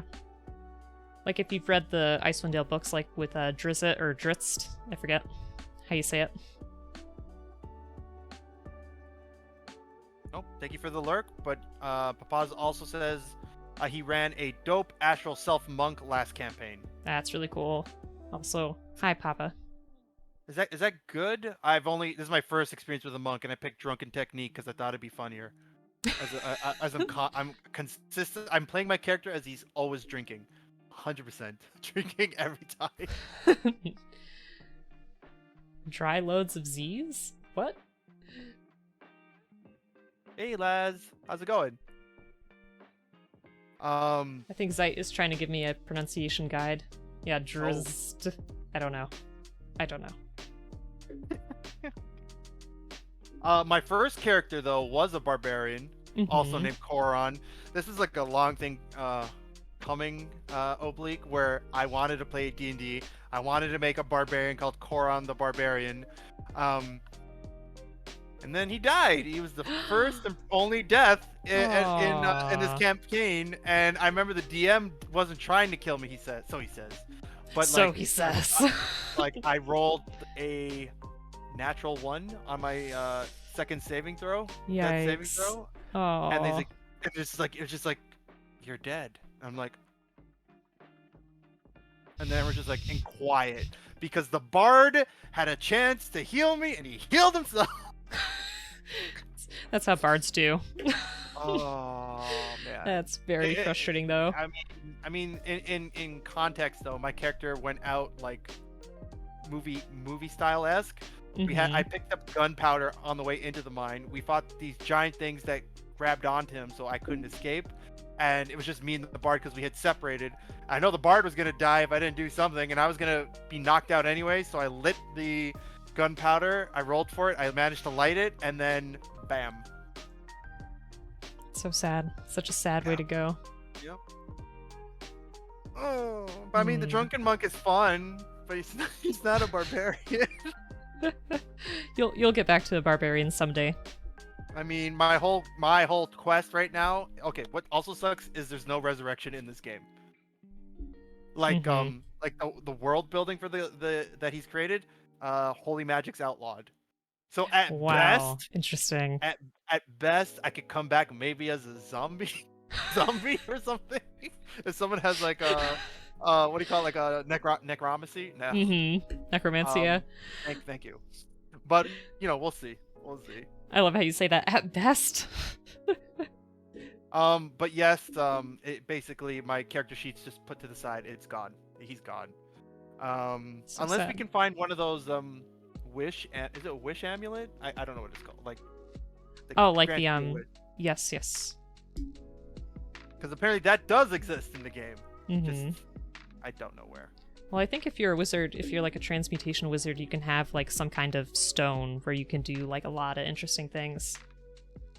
Like resurrection, I think, or like some kind of really super powerful healing. I mean, still on a little new. on that note, our mage who kept dying like 6 times in that fight, he is learning. So it's not that it doesn't exist. The holy magic, it's illegal for the last 600 years. Right. But this particular mage likes to learn, so he actually started dabbling in holy magic. So he's my friend IRL, and he told me because he was there when my character died. He's like, I am trying to figure out if I can bring him back to life. Probably gonna be like not till the end of this whole campaign. I'm like, I don't care. Just bring him back to life. Just bring him back to life. Hopefully you don't have to like preserve him. I don't know. I mean, apparently you do, but like if there's a special spell or item where it doesn't matter how far it's gone. I think maybe philosopher's stone maybe. Okay. I don't know. Either way, I'd be okay with a zombie Koron. That'd be pretty cool. Can we hear the zombie voice? I mean, I don't even. I kept changing his accent throughout the beginning of the campaign. So he started off English, and then he became Irish, and I'm like, eventually I just didn't have an accent for him. So I don't know. Plus, my English accent, according to a lot of people, including Perseus, just sounds like straight up London, and then eventually it slowly changes into just my impersonation of Jack Sparrow. Love that. Zombarian, yes. And Philosopher's Stone, I think you are right, Oris. Sia Sheen, High Elf in D&D, Seer Elf in Pathfinder 2, and Noldor Elf in Lord of the Rings. Okay, so you play a lot of tabletop role-playing games, and that's awesome. And Zeit, thank you again for the pronunciation. Super appreciate that. And Zeit's also asking, no resurrection? Ooh, so does your character sheet get the big old score mark of death? Oh yeah. But like I said, I think story-wise I could bring him back to life, just not gameplay-wise. Because I'm playing my elf. It was a human barbarian, and he has an elf son, which is me, right now. And then people are like, "Wait a minute, but wasn't he human?" I'm like, "I'm adopted." And Yeah. the best part is my elf is 18 years old, which is like a child in elf years, but Yes. to humans, he's like, he's fine. So I play him kind of very naive and like also a junk, but That's really cool. Uh, And Zeit says, I love doing that as a storyteller when I used to play Vampire the Masquerade and World of Darkness. ooh. I've heard a lot of good things about Vampire the Masquerade, but I have not tried it. And Korgoth of Barbaria. Lazitz would like me to try it. Okay. Try the voice, yes. Yeah. So it's this, and I'll be talking like this, and I don't know why you're. Ooh. Uh-oh. Yeah, your camera went down, and then my camera went down on your end. Weird. Huh. 1 second. Oh, your camera's back. Yours is too. What's up with that? I don't know. That's very strange. Weird. Okay. So yeah, so it would be like this. It's like I'm going down there, and then eventually it goes in. So you forgot one very important thing, mate. Captain Jack Sparrow. Joe sounded so Chev like he knocked the cam offline. Yep, absolutely. Oh, there was a pilot on Adult Swim of Korgoth of Barbaria. Okay. I have not heard of that before. I'll have to look. Hey HD, welcome on in. How you doing, man? It's HD. It is HD. Hey, look there. Welcome on in. guys, if you're not following HD, he's also a great friend of both myself and Oblique. Mm-hmm. Does a lot of Pokemon streams, and he's actually did Dark Souls. He's doing Dark Souls right now. Yes. But he's also did his challenge. He made his goal. He will be building Gunpla at some point soon. Ooh, that's exciting. HD, have you done a kit before? Have you made a kit? And also, Oris is asking if we are pastafarians, which my answer is no. I don't know what that is, so no? Question mark. Oh, right. Also cosplay. Ah. He's made a deal with Rainbow Man to legitimize Rainbow Con. He will be dressing up as 2B. Oh, from Nier. nice. Nice. Uh-oh. He says. Oh, and HD says, I've made a handful of kits before, but it's been a couple of years. Well, I'm sure it'll all come back to you and it'll be super fun. It's not like you don't have friends that build that you could ask questions. Am I right? Okay. So someone from Samurai Jack also made that Kogorth of Barbaria show. Interesting. Oh. Yes, you have friends, HD.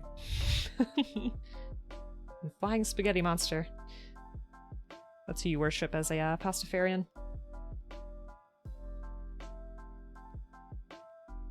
Happy Be Paranoid Day. What does that mean? I'm very confused. I love Gendy so much. He made Hotel Transylvania. Ooh, I actually enjoyed that.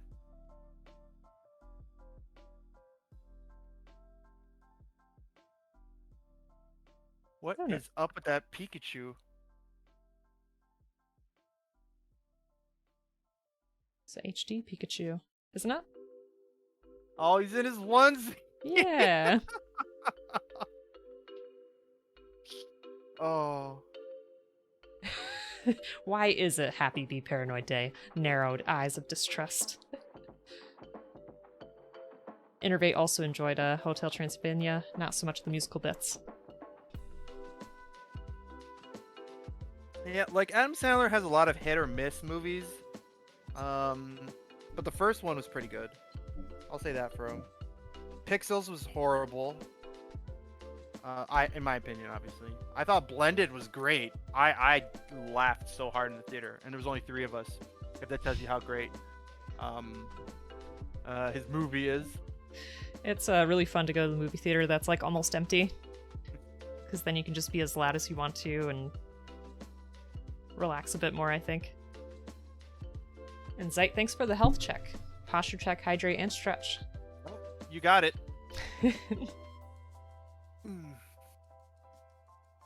Stretches are always nice. Oh, I got a good crack on my neck. I don't know if that came on mic. I'm sorry. I wish it did. It's very satisfying.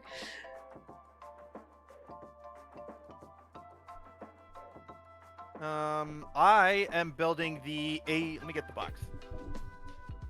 The Aegis Knight, which is a offshoot of the Aegis Gundam from Gundam Seed, if you guys are familiar, but it's from the Build Diver series.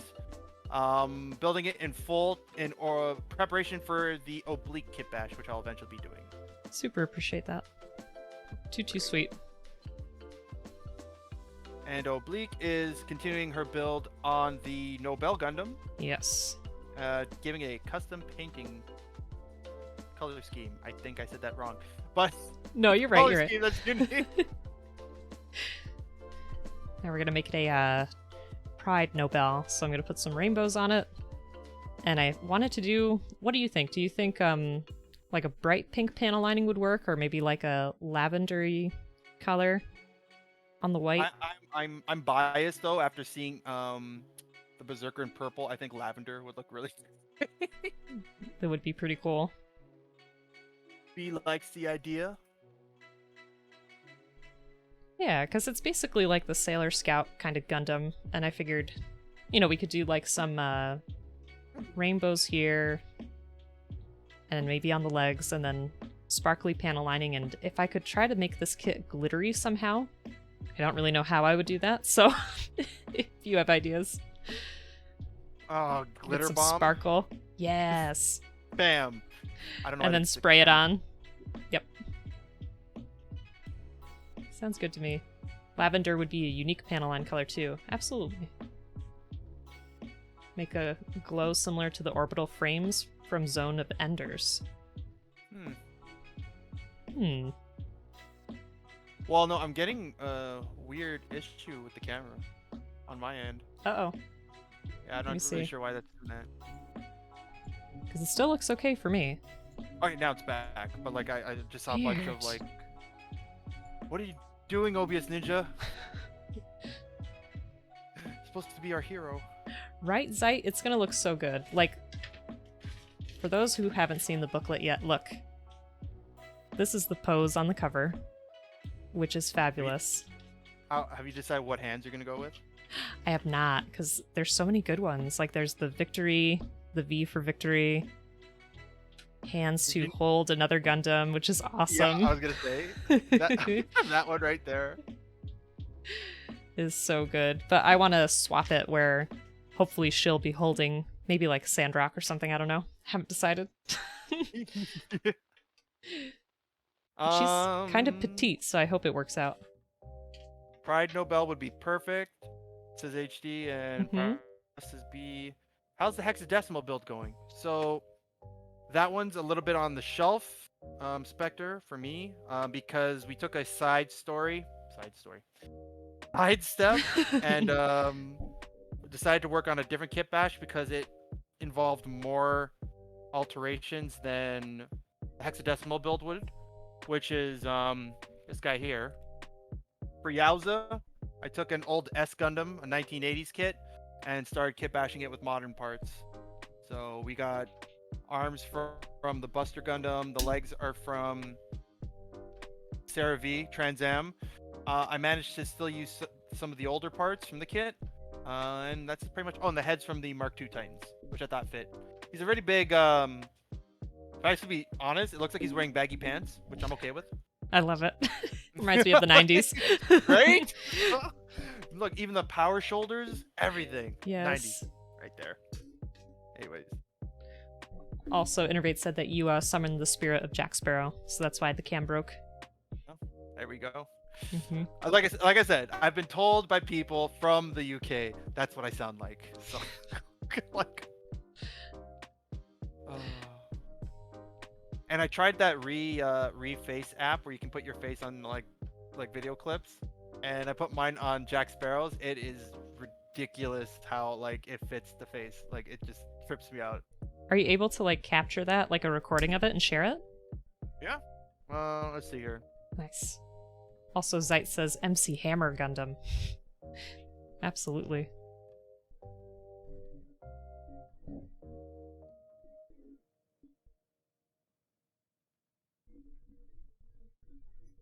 Oh, there, it's auto playing over your face right now.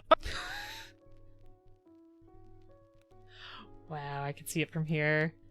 Oh my gosh. No. That is so intense. I was like, technology's come a long way. Yeah. Not gonna lie. I tried on other videos though. That's the only one that actually looks good in. I tried Rambo, horrible. Tried Chris Tucker, really bad. What was the other one I did? And I'm like, I thought it would work. It's Joe. Oh, I don't know his last name, but he's a big nerd. And he's with that Sophia lady, the actress. Joe Montenegro, Neho. I can't pronounce his last name. Anyways, he's this big buff dude, and we had a similar skin tone. So I'm like, okay, this might work. And no, it did not work at all. It just looked like him with my eyebrows. Oh, and David's here. Hello, Gunpla Chiefies. How you doing? Thank you again for the health check as usual. David comes in with the triple. That's the one, B. That guy. Oh, gotcha, yeah. Joe Mangiello? Was he a Magic Mike? That doesn't surprise me. Given his build in that commercial, that doesn't surprise me. Oh. I was gonna ask, because Zeit was asking, does the Nobel have a SD kit? Sure, actually. I know the other G Gundam kits do, but Hmm. the Nobel I think might be the odd one out. Oh, Duct she tape does. pants. Nice. So Zondamad says, was an early start for me today to go to a record store for record store day, so you're really tired now. Can't stay for long, but gotta get some sleep. Enjoy the rest of your streams, Oblique and Joe. Thanks so much for stopping by. Super appreciate you. Thank you, thank you, Later, thank you. Zonda. Have a Thank you great nap. for the Or raid. sleep. Yes. Good sleep. He's There's a actually my Sengoku Nobel. headcanon matrix. Wait, a Sengoku Nobel. Ooh, must Hmm. Google. Must Google real quick.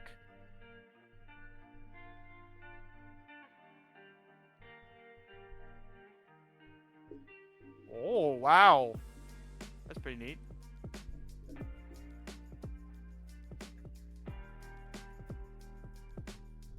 Oh, it's on your I Insta? dig it. Let me see. He's actually my headcanon matrix Joe dream casting. Oh, got it. It's so cool to like I don't know the celebrity, but you know of a celebrity, and it turns out like they were a big nerd, and you're like, that is so cool. I Yes. appreciate that so much. Joseph. Oh god, the third Rock from the Sun guy. Canadian. Joseph Love. You guys know what I'm talking about. Come on. I'm terrible with actor names, I'm sorry. Thank I'm you. of no help. Joseph Gordon Levitt. Oh, yes, okay. Yes. Big nerd. I saw him like pull out his magic cards from the 90s on this one show. He's like, I haven't opened these in years. And he's just playing, and he had a rare card, like a really expensive card. And then she's like, are we gonna play with this, right? Like, cause she was afraid to touch it, right? The host. He's like, he just shrugged his shoulders. Yeah, you know that's what they're for. Let's play it. Go ahead, take it out. I was Nice. like, wow. That's awesome.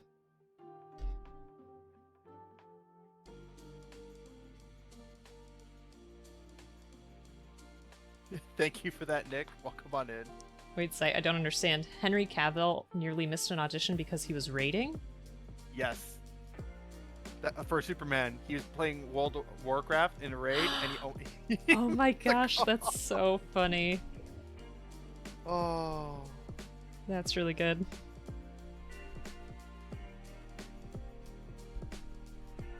Oh, yes, that's right.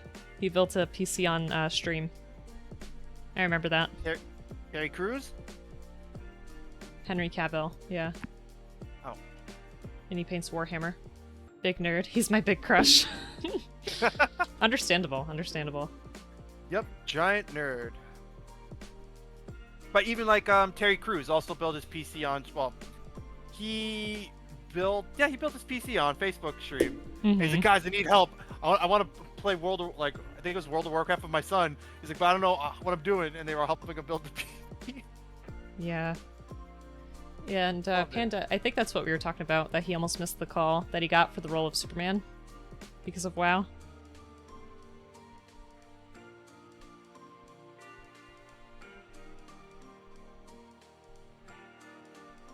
Okay. Now, you probably answered this before, Oblique. 100% you've answered this at one point. Okay. But what was it that drew you to like building Gunpla? Like, what was the thing? Like, you saw it in a store, you got it as a gift by accident. Like So I think. What was it? Like, what was the?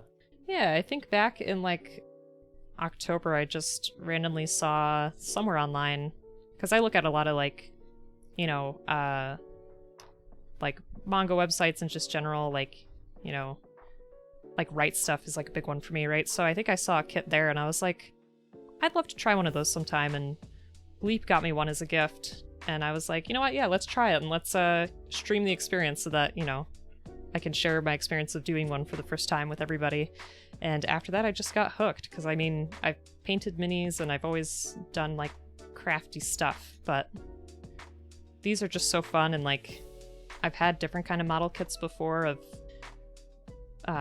you know, just smaller stuff, but it requires a lot of glue, and that kind of intimidates me because obviously I make a lot of mistakes with Gunpla, and I feel like if you glue something together, it's going to be harder to undo. So I love the snap builds for sure. So yeah, thanks for asking. No worries. Just I was curious what gets people into the hobby. Yeah. For some, it's they watch the show, which is Mm-hmm. like I guess that was my introduction to it. Was the show Gundam Wing when it came out, and then they had Mm-hmm. that. I'm sure you've seen it. That commercial where they're like, "What's your level? Level 5, 6 hours," and then they show like his Gunpla. Like from, do I you have remember that? not seen that. No. Oh, yeah, like that was how they were trying to sell it in North America. Was like each grade or scale had its own like time frame of how when you're expected to build it and what level it would be like in terms of Interesting. difficulty. Huh. And I thought they were all the same like grade and they were just BSing for the commercial, but apparently they were showing some master grades and some high grades like separately. But Gotcha. that's I remember seeing that commercial. Then I'm like, I want one, and then I remember mentioning the exact name of the kid I wanted, like straight up to my mom, and the brilliant thing was she actually remembered it all when she That's awesome. when she went into a local hobby shop, and I'm like, oh, sick, perfect. Very cool. And then I thought it just needed to be painted because kits out of the box sometimes don't look that great. Yeah. So chat is saying that the commercial was really cringe. Yeah. And Innervate's asking if we've ever seen the pilot of Doozy Bots. I have not, but now I want to. I'm aware of it, but I didn't watch the whole thing. I've seen clips of it. It's interesting. The way you say that. It's like it's just you have to see it, Oblique. It's just I can't. My description cannot do it justice. Like what they were trying to do with the show. It's just like, did you ever see what the Sailor Moon was supposed to be? Mm-hmm. It's that kind of concept where it's just like they threw a lot of what Sailor Moon was about out the door to try and make it Americanized. Mm-hmm. Which is like, man, I'm kind of glad you didn't. Oof. Interesting. Yeah, we did talk about the Sailor Moon stuff recently in chat, so it's interesting that you bring that up. Saban Moon, right? Yes, exactly. So, sorry, you can go ahead. I was just on my end. The Star of Silicon Valley also streams on Twitch. I'm not sure what that is. Silicon Valley is a great show. Okay. Wonderful show. Super stressful. Nick, is it? Good. Yes, it's very frustrating because the characters make some pretty bad decisions, but it's really good. Nick mentions that Henry Cavill is no Jason Momoa. And next podcast, I'm not sure yet. I have to take this Sunday off of streaming completely to go to, what was it called? A christening? A christening. Baptism, right? Yes. Which made it really confusing to find a card because I was looking for baptism, but it said Christian. I'm like, wait, that's the same thing, right? I've never been part, well, other than myself being baptized, been part of a baptism. So I'm like, I'm not sure what card is supposed to look like. So I don't know, Nick. But the next topic will be on the Legend of Zelda series. So. Oh, nice. That'd be super exciting. And thanks for posting the SD Nobel. Ooh. Oh, Pod's here. Oh my goodness, Old Type 85. Thank you so much for the follow. Super appreciate that. Welcome to the stream. And if you're not following Joe, please go ahead and give him a follow. He is a wonderful person, and we've been having some really good conversation today. And Angry, thank you for posting that SD Nobel. Super appreciate that. That's a really neat looking one too. Mm-hmm. Yeah. And Pod's here. Pod says, I'll only be here for a while. It's midnight here, and you're tired by E3. So what did we miss? Were there any good announcements? That's a good question. Let us know. Exactly. And in the meantime, Joe, I wanted to ask you, what got you into kit bashing? Like, how did you start that process? Old Type, thank you for the follow. Kick up your feet, grab yourself a cup of Joe. You're in your mama's house now. And the kit bashing came about because, as you know, there's some older kits, Oblique, as like the Yowza thing I'm doing right now. So there was an old Endless Waltz Death Scythe back in the 90s That was my first kit I ever bought, or I got and built. And later on, I realized they released the Wing Gundam on the HGAC line, which is an updated model with like articulation, etc., etc. Mm-hmm. But that was the only one they released. Oh well, that and the Wing Zero for that line. And I'm like, where's the Death Scythe? Where's the Heavy Arms? Where's everybody else? So I thought to myself, maybe I could take that kit, mix it with the old Death Scythe, and make my own new HG like updated thing. That's really awesome. And and it stayed in my closet for 3 years before I picked it up again. And I was like, let's get to it. Do this. Let's do this. That's awesome, though. Oh. So I feel like I've asked you this question a million times, but what if you could walk me through the process? Like, how would you recommend? Like, do you just start with an idea first? Like, oh, wouldn't it be great to have, X kind of kit? And then do you just think about what would match that the best, or what's your process like for kit bashing? So it's kind of like what you're hinting at right now. It Mhm. always starts with an idea. When people ask me like, how do you decide? Well, what's the idea? Right. In that sense, it will let's use the example of the story I just mentioned. I wanted an updated Death Scythe with the Mhm. modern sensibilities of the Wing Gundam, but still using parts from that kit. So it's Right. like, okay, so what's the best way to go about it? Do I pick a kit as a base, or do I start slapping things together and hoping they all work, right? Because you could do that if you're like, if I'm so honest, you can't like I made one kit bash doing that. Just I had extra parts to see what fit looks nice together. Mhm. But for that, yeah, so that particular idea, then you pick what kit works. So in this case, I want it to be mostly the Death Scythe. Okay, so what parts do I keep? What parts do I like not keep? And then if they're not compatible, how do I make them compatible? Right. The great thing about that particular kit bash was the Wing Gundam actually has this adapter piece kind of thing for the socket that connects the shoulder to the torso. Mhm. And it makes it compatible with older Gundam arms, the way it's designed.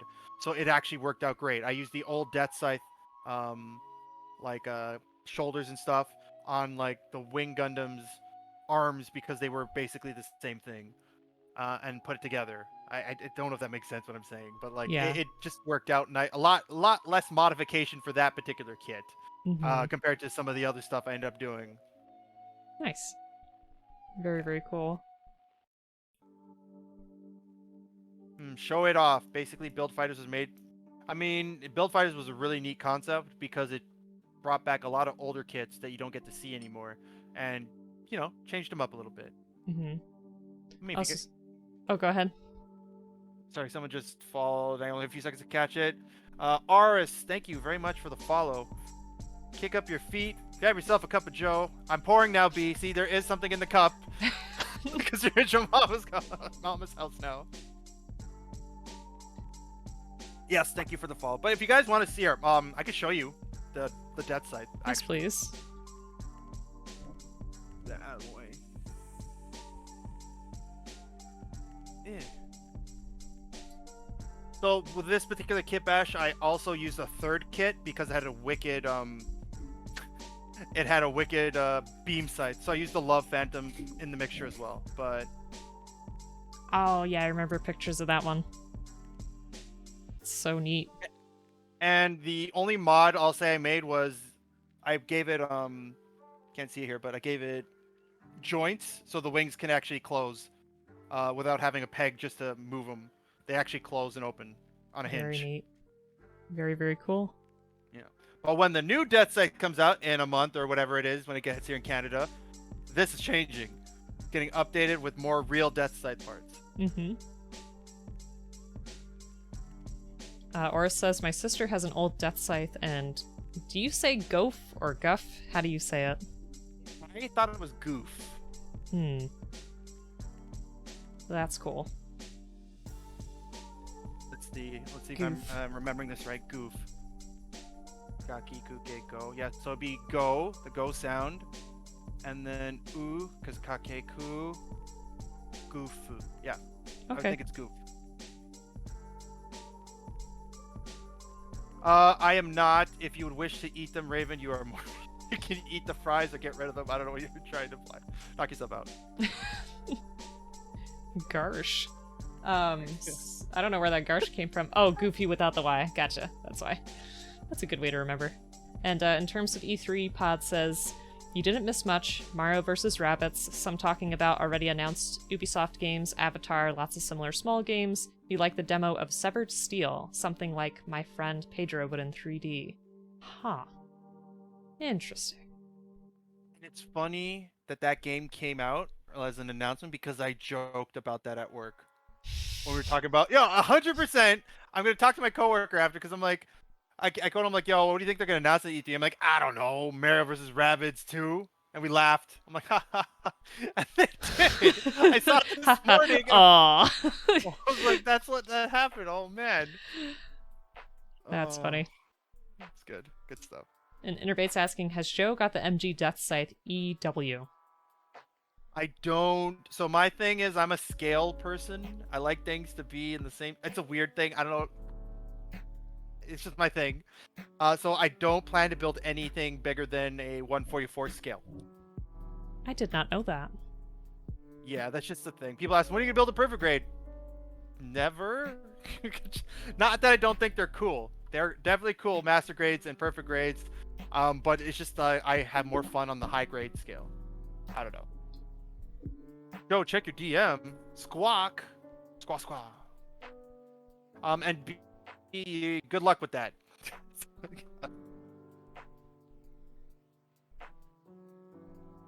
Ooh. So now Innervate's also asking, when are you going to do a 144th resin kit?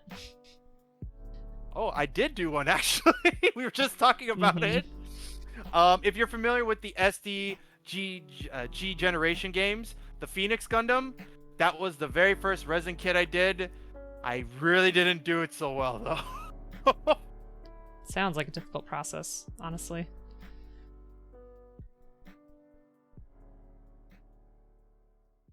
Do you have that one too? I'm sorry? I got a little lost. Oh, it's Sorry. okay. Do you have your resin kit also to show us? Oh, I mean, yeah. Give me a sec. This might take a little more finagling.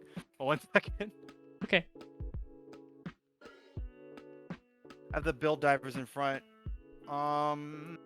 Jose, I'm looking.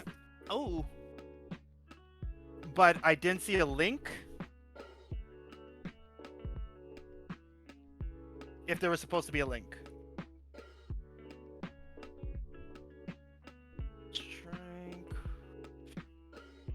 Oh, Lord. Well, that kind of worked out better. All right. This is not my Thank you best. so much for the work. Not one bit my best work. Oh, check. Oh. My bad, Jose. My bad, man. 1 second.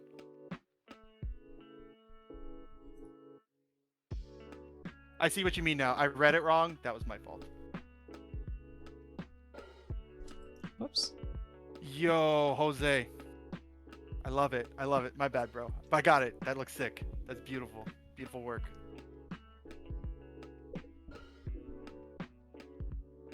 All right. So here is the Phoenix Gundam in all the horrible ways I colored it. I'm sorry. Wait, let me get this in frame here. I think it looks really good. Zoom it in. So the resin kit came with these like joints, like not standard joints. They're like ball pointed joints, I guess. Like it's doll-esque. I don't know how you want to put it. So it's very limited motions, like of movement for this. Then I modified the legs because I didn't like how they were doing, so I took parts from an IBO kit to give it better articulation for legs. Let me try to turn this around.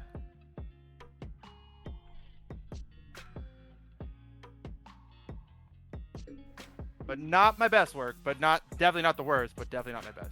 Still looks really good. Appreciate that. And also, Forfeits is here. How you doing, Forfeits? Thanks so much for joining us today. I'm with the wonderful Joe. So if you're not already following Joe, please give him a follow. He's a wonderful kit basher who's just showing us some of his old kits, and he's currently working on another kit bash. A couple, actually. I find it's best to like keep multiple, what's the turn of a phrase, eggs in different baskets, you know what I'm trying to say?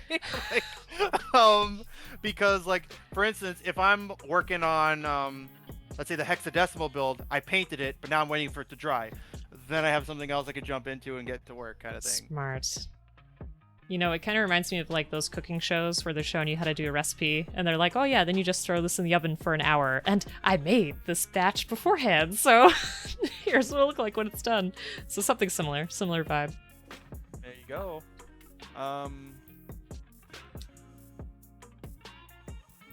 I'd pay good money for a master grade core Gundam. That'd be interesting, Gilded Creed. Very interesting. Forfeits, hey, good day to you as well. Welcome on in. What's the difference between a resin kit and a regular one? Well, if you're talking about the kits, regular kits are what me and Oblique, or it's bad grammar, Oblique and I are making. So they're like officially made. They're designed with like modern sensibilities in terms of articulation, the way the polycaps are used. Whereas a resin kit is like, they call them like garage kits, quote unquote, because they're like, it's a way to create your own Gundam parts, but it's not official. More often than not, it's not official. There are certain times when Bandai will give like one-day licenses to people to sell their garage kits at special events, but normally they're like third-party kind of thing. And sometimes it's cool because you get kits like this one that they'll never be made, so you get to make one, but they're not, obviously, like the articulation suffers because it's not officially made and engineered to be like on par with everything. But you get some good ones, like there's a famous one that's out right now, the Judge Gundam, third party, but apparently I heard nothing but great things for that kit. Interesting. Well, that's not a resin kit, but that's third party. I'm just saying third party. Right. So Angry Hey, Terror. Sorry. Oh, you're fine. Oh, Terror's here too. Awesome. Angry dropped in my chat an SD kit. It's a full Armor Knight Gundam. It's so cute.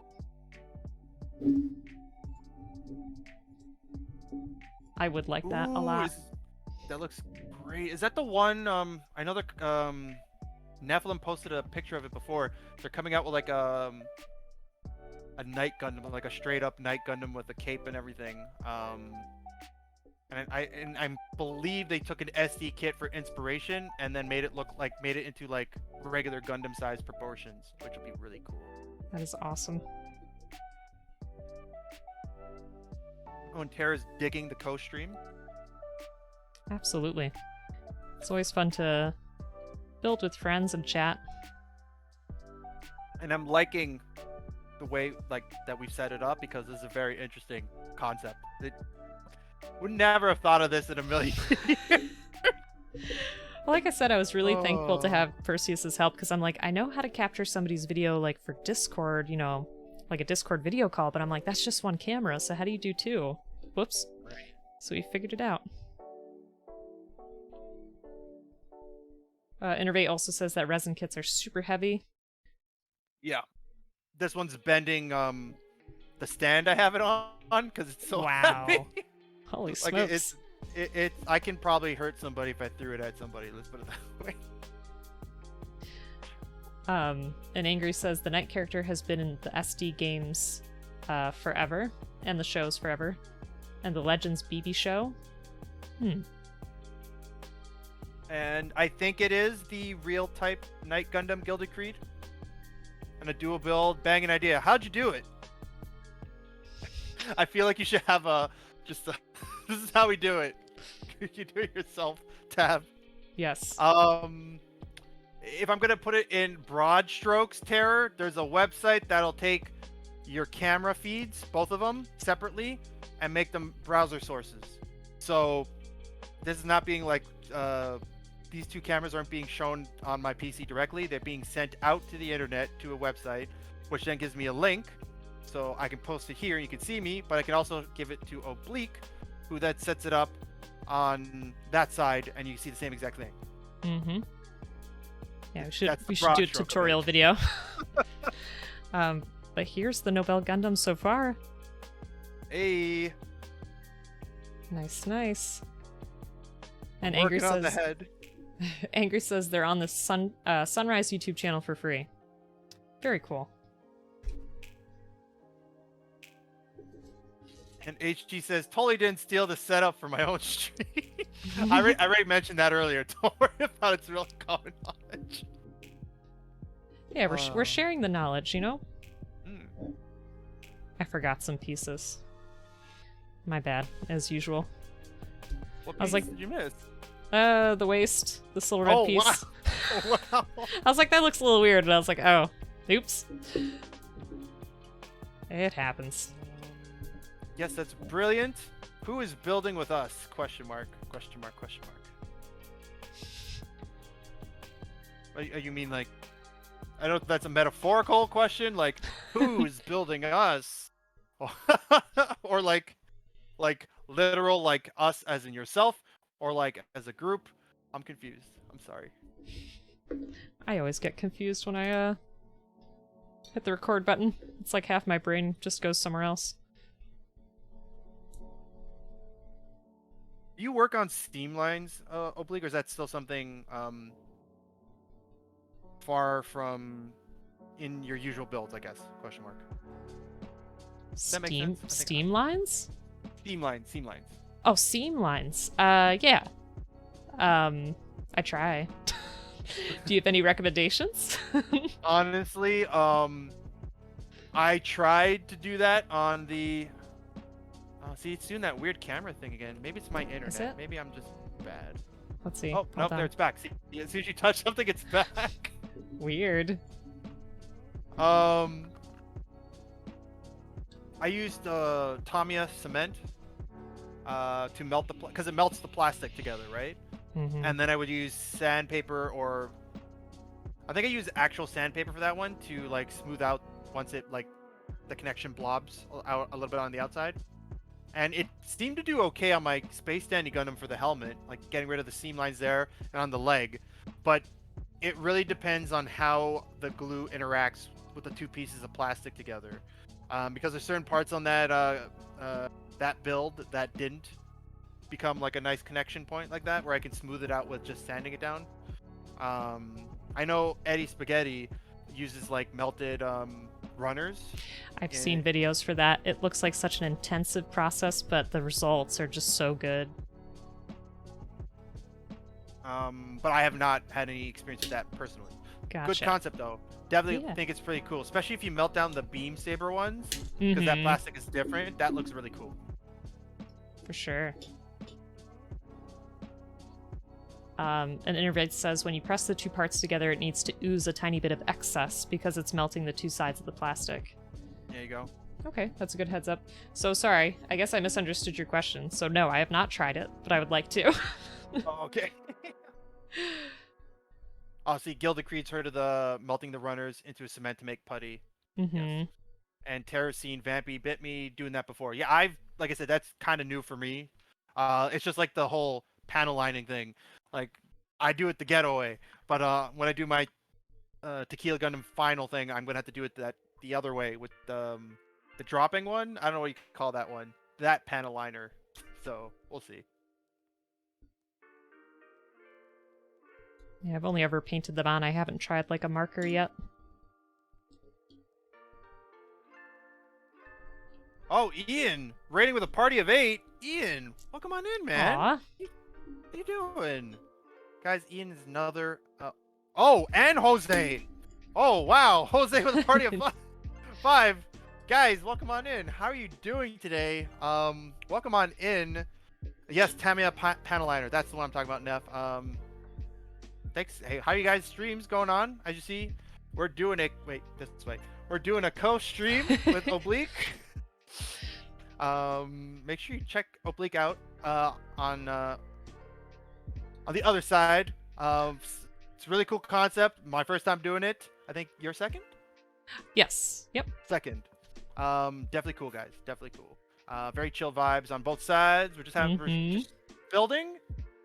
Also, like, can I swear on your side? Oh yeah. Oh, shooting the shit. Oh, but Jose, I saw your your rotational view of your Gundam. It looks sick. I love it. The weapons came out really nice. And Ian have been oh, you're kit bashing to Death Scythe. Ooh. I'll be on that soon, brother. But how'd it go? Is it gonna be LEDs in it? Ian's a master of LED work, by the way, guys. I should probably shout out everybody that just came in. If you're not following these two guys that just came in, you should. Good people, good vibes.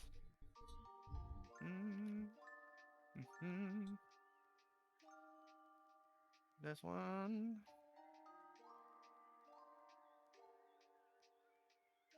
And that's another thing I want to do too, Oblique, is learn LED wiring. That would be really cool. In one build somewhere out there.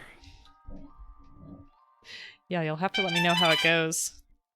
Oh my goodness, Jose, thank you so much for the follow. Super appreciate that. Jose is working on, he was scribing. And he says he's like still new at it, but he was doing some great scribe work on his kit. It looked like I could see why people do it. It's just like panel lining. Once you see someone do it, I'm like, okay, I see why people would do that. I was gonna say that you must have some really steady hands to do some nice scribing. Photos will be up soon. Can't wait. Oh my goodness. And Burrows with the raid. Party of 13. How you doing? How was your stream today? Folks, if you're not following N Burrows, please do. Fantastic, lovely streamer, extremely welcoming. Does a lot of like science streams, which are really cool. So like making lotion or making hand sanitizer or talking about the science behind a hangover, like why you get a hangover. And N Burrows also does a weekly stream. I think it's mostly on Saturdays, correct me if I'm wrong, of anime reviews. So they'll watch something with the community together and then give a review, talk about the plot, talk about, you know, the themes, what they liked about it, what they didn't like about it. So it's really cool. Definitely check them out. And thank you so much for the raid. How's everybody doing? Today, we are working on our...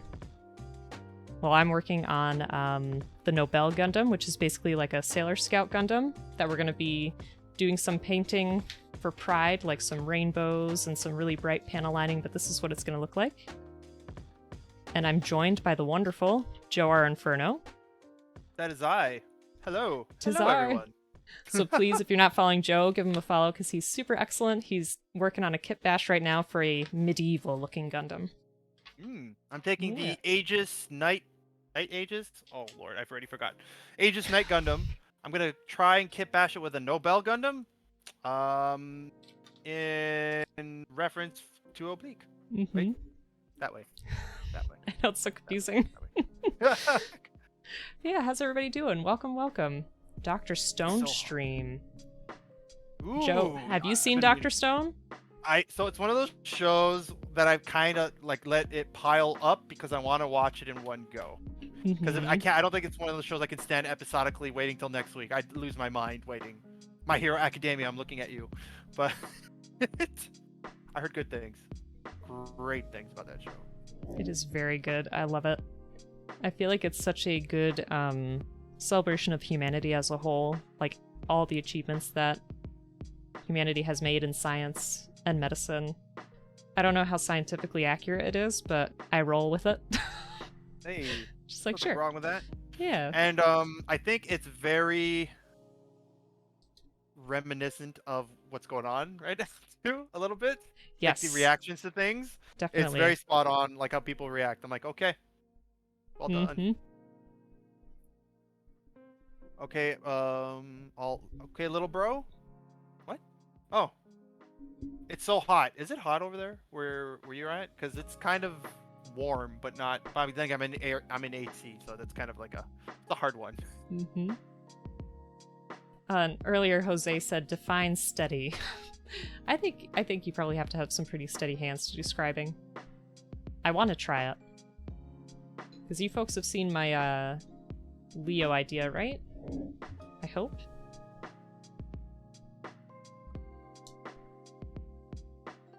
I have. Yeah, you have. Let me refresh that. Yeah. You just wing it? Gotcha. David says, improvise, adapt, overcome. Absolutely. Essin. Hello, you're Justin from the Tato Burrow. Oh! Yes, that's right. How are you doing? Hope you're having a great day. Vintage Gunpla kit, Vintage you say? Gunpla kit. Mm-hmm. Gotta love that. What kind of kit were we talking about? RX? Zaku 2? But hello! Hello! Oh.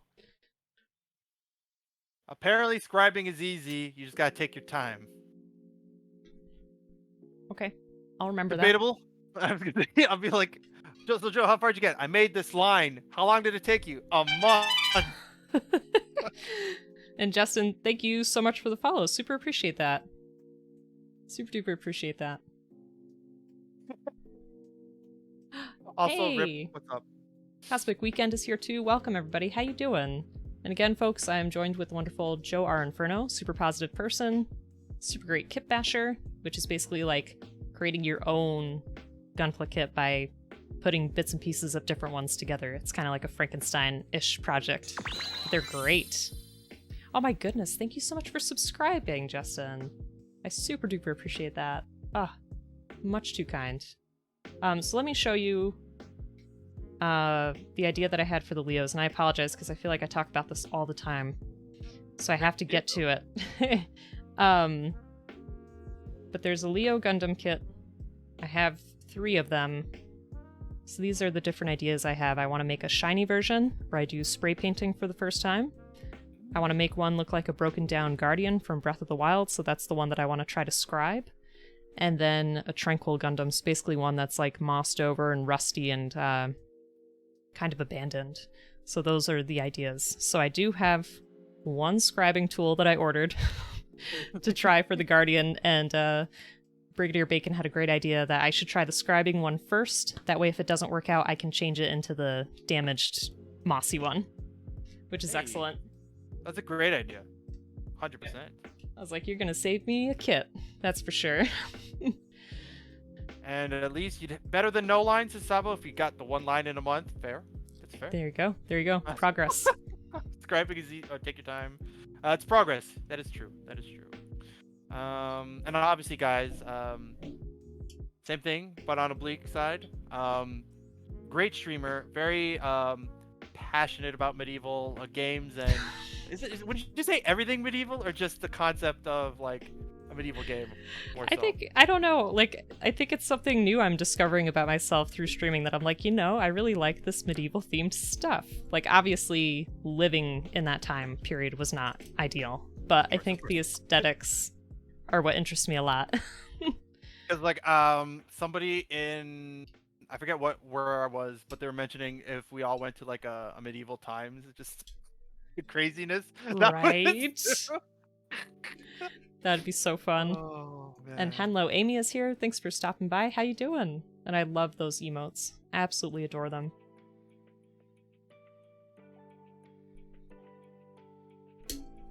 Ooh. I found a solution to every time the camera does, I just refresh the cache. Okay. I don't know why it's doing that for you. I'm sorry. Yeah, it's okay. It's nothing. It's out of our control, so it's all good, guys. I'm all right. Work was interesting to say the least. Just vibing with my new speaker, and I saw your streaming, so hey, appreciate that, man. Nice. Rip, man. Hope that secret project, whatever it is, goes well. Secret project? He won't tell because he's like, it's a secret. I'm like, well, why would you say anything? And Amy's doing good, just doing some cooking. What are you cooking? I gotta know. We visited a friend, and it was Pop Talk, and he made some really awesome food yesterday. It was so good. Nice barbecue in the good weather. Oh. Whoops. Hey. Thank you for the follow, Essene Eel. What would you prefer I refer to you as? Just Essen? Essene? Essene? Is that okay? Is that cool? But thank you for the follow. I still have a drink, so B, I'm not lying. Grab yourself a cup of Joe, kick up your feet. You're in Jemama's house now. How did that become a thing? Why do people think you're lying? Like doing a prop drink? I guess because it seems so like light that I'm doing it like this. I guess, but I don't know. I just got called out. Justin. Okay, thank you, Justin. Maybe you have super strength. Did anybody ever think about that? That's why it looks super light. And Amy says, trying out a vegan carrot bacon recipe. Sounds good. Like candy carrots, I think.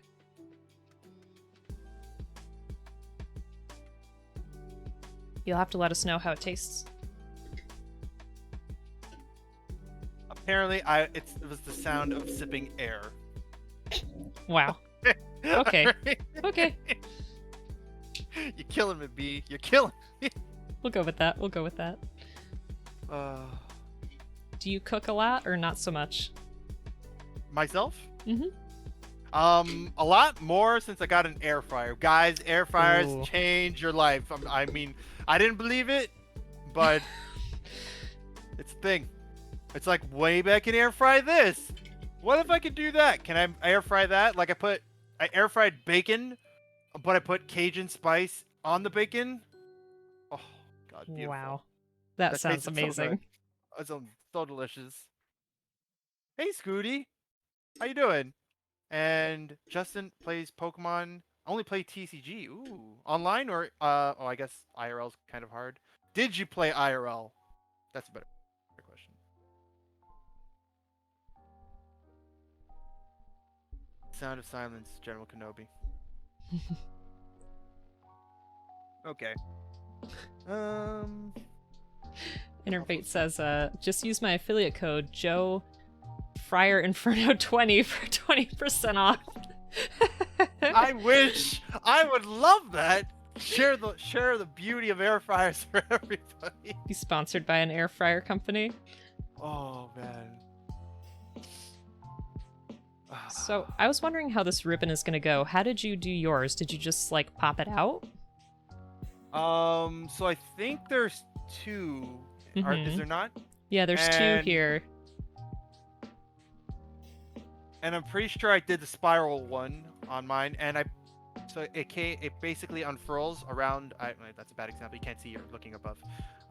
Around, like the body. Gotcha. Okay. Hard to do that. Very cool. And Cosmic Weekend says, I would buy a Joe Fryer. There you go. Got your first customer. The name brand, it's still on brand too. Joerinferno Fryers. Come on, guys. Let's make it. The secret thing that Ripple Dash is working on is becoming so close to being done and set up. He's super excited. Oh, because he has to hit 100. He's almost at 100. Oh, nice. So close. And Justin can play online, but also IRL. Good to know. And Scooty is getting their very first Gunpla kit. Or, not very first, but their aunt got them a Gunpla kit. Which one? Let us know. Very nice. That's a good one. Joerinferno.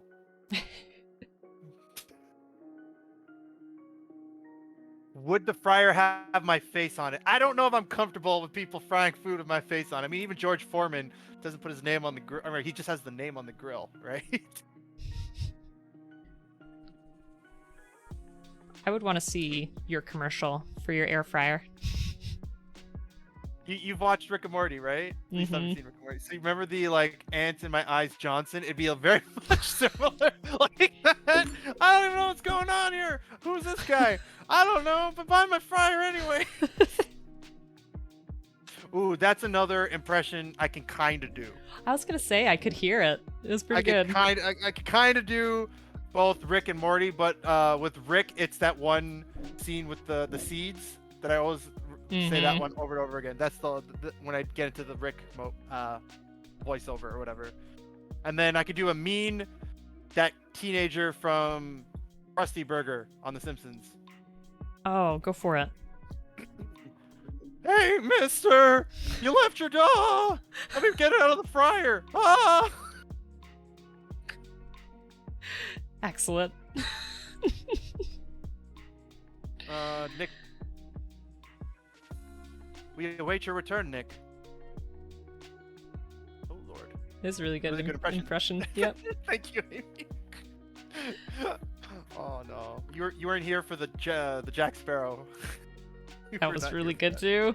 Cosmic Weekend has a good quote for you. Stop having a boring bacon. Stop having a boring life.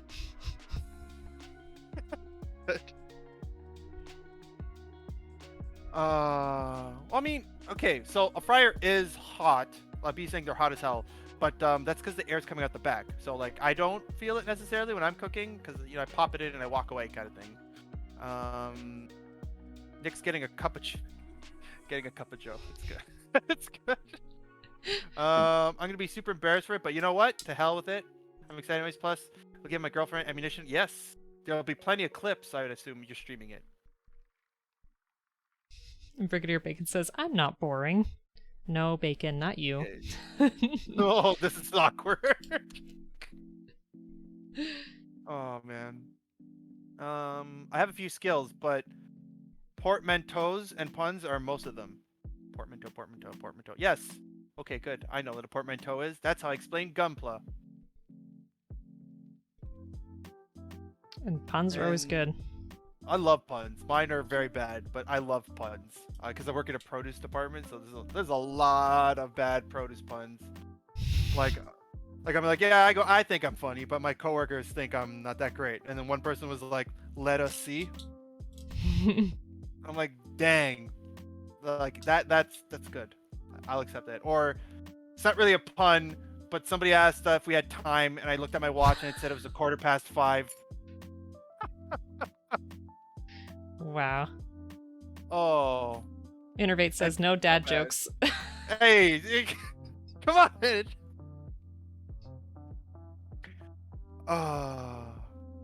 It's the MS-06S Zaku 2 Red Comet version. So basically MSG, the origin. Ooh, was that the one you built, Oblique? No, you built the RG, right?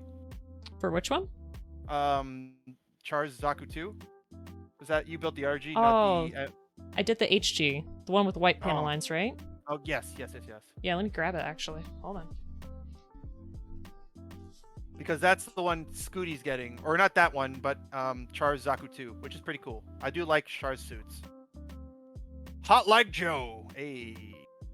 It was a slogan. Inferno Hell, and it could double duty as a compliment. Oh, well, I mean... Oh my. Oh, wait. Wait, so everyone... So wait 1 second.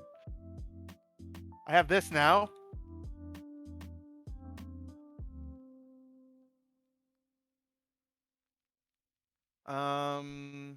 It is the process bad or the pun that's bad? Kind of both. Depends on the day. Has to do with an instrument. Ooh. It's a vuvuzela, isn't it? I don't know what that is. All right, so here's the Zaku 2 that I did a couple weeks ago. Really love how you panel line that. That is Thank you like, so much. Really nice. I thought it would contrast pretty well with the red. I'm pretty proud, if I must say, of the metal I did on the weapons. I think that's like the best that I've done. We were talking about like how you don't want the paint to make it look not real. That I know it's not real, but you guys know what I'm trying to say, right? And Oblique did an excellent job in getting that like used in a battle feel on it, which I really appreciate that. Thank you so much. No, I was pretty proud of it too, because it was like the best that I had done. I was like, okay. Keeping that idea in mind for next time in terms of how to do it. So with the ribbon, do you just insert it on the top of the handle? So I had to, I think I bent it a little so that it would push against the handle a little bit more than just leaving it like flush. And then I wrapped it around Nobell, and then I did use that block thing, I guess. Right, I have it here. And yes, Papaz, I don't have you can post. You don't need a permit. B says, good luck with the build, beautiful people. We're gonna go watch In the Heights. All right, B, oh, have fun. Thanks, B. And also, thank you, Ripple Dash, for the follow. I super appreciate that. Welcome to the stream. Welcome to the channel. And if you're not following Joe already, please give him a follow. He is a wonderful person, and we've been having just a lovely time. It's been great, guys. This is Yeah. great. This is what a thousand vuvuzelas sound like. Oh no. Okay.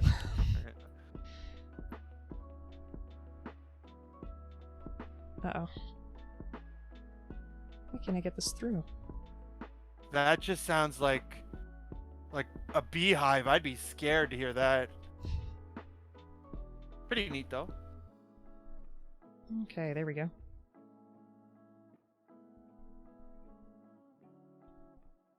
The adapter.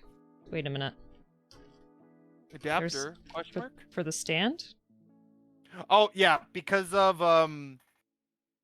the way the stand is designed and the way the Nobel's inner frame is designed, they're not necessarily compatible out the box. So they give you this tiny little adapter. Now I will warn you ahead of time, it's still not going to be a stable, like it's not moving anywhere kind of stand adapter. So just keep that in mind when posing. Okay. Let me try to find it. Okay.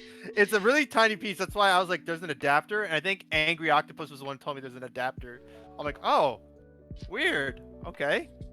Maybe it's labeled here on the runner page. Oh yeah, see? Angry Octopus right there. She's small. What color is it? Is it red? I think it's gray. It's gray. Oh, here. I could just show you what it looks like. I'm so dumb. You're fine. Oh, I think I see it. Yes. Okay, I think I have it here. Thank you for that. No worries. It's like a kazoo of the size of a trombone. This here, right? Yes. Okay, perfect. Again, set your expectations a little bit low on that adapter. We shall see. Alright.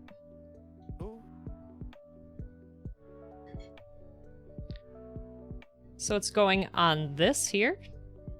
So it goes on the white bit on the top. Like the... Ah. Okay. Because gotcha, her connector is a square, and that's the only way to get it to work. And no issue, Jose. We appreciate you being here. Yeah, man. And you'll have to share the photo shoot with us. That's another thing I need to get better at, taking photos of the Gunpla. Like, I see some people and they're like, yeah, it's just my camera phone. I'm like, how did you get it to look like that? Mine looks like, I don't know, man. Like, just doesn't look as good. I agree. Something I need to work on too. Okay. Just want to see how this is gonna work for us. I wish her hair was a little bit different. I don't know how you felt about that. In what way? I want it to be like the ribbon. Like, I want it to be more flowy, not just like one big solid piece. But I understand.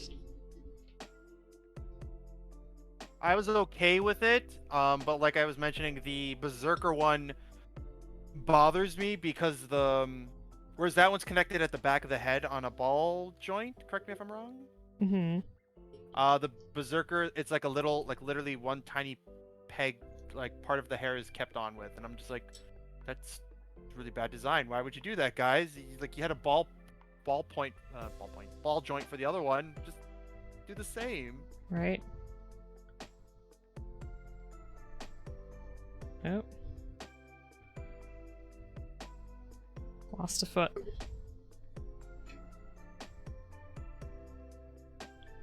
Alright, and I'm not great with posing, but we've got it here. So I will take a picture. Let's see.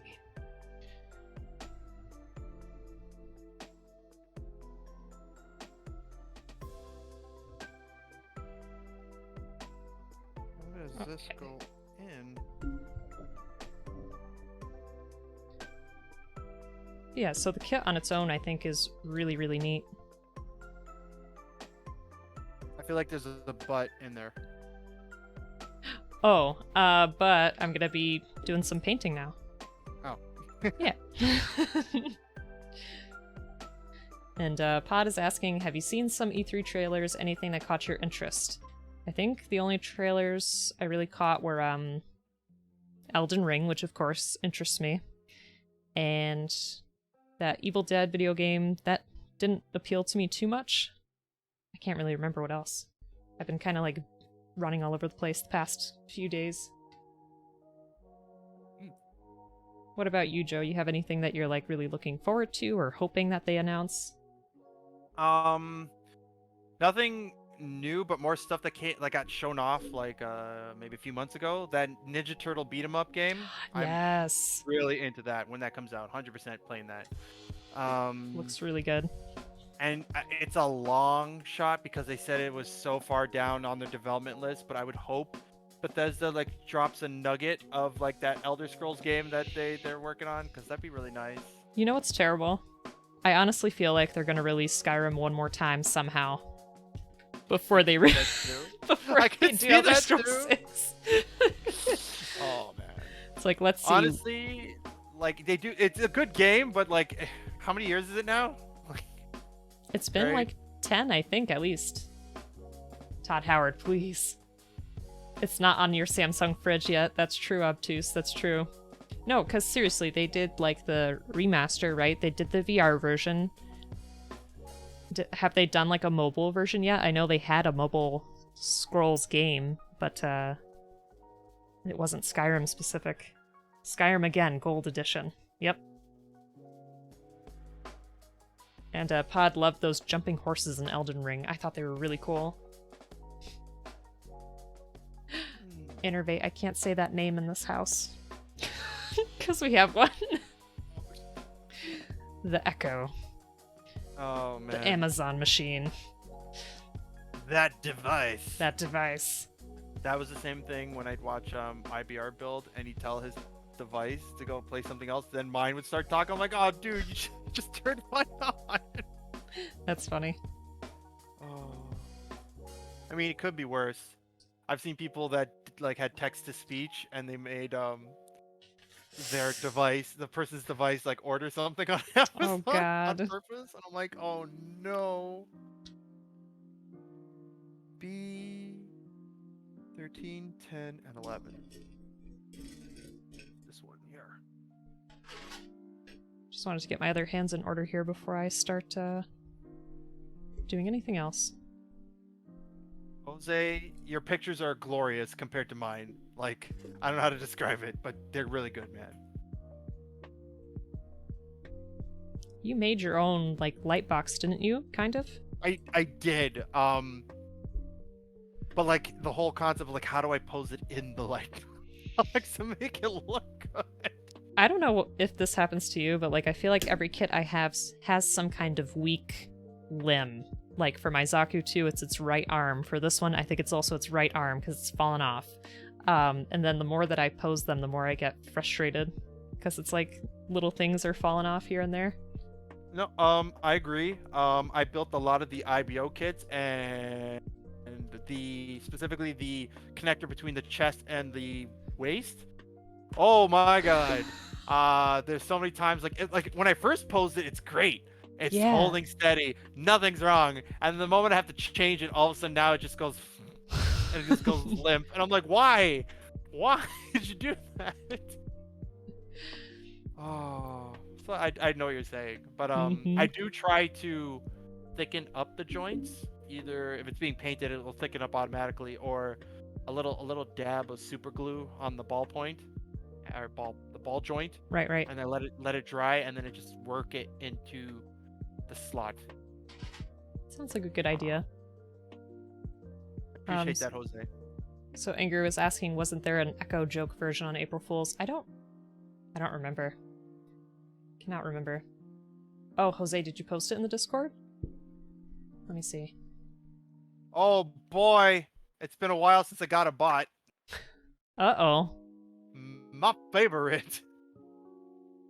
Panda's asking me if I would like a free 12-year-old child. I think I'm good. I appreciate the offer, though.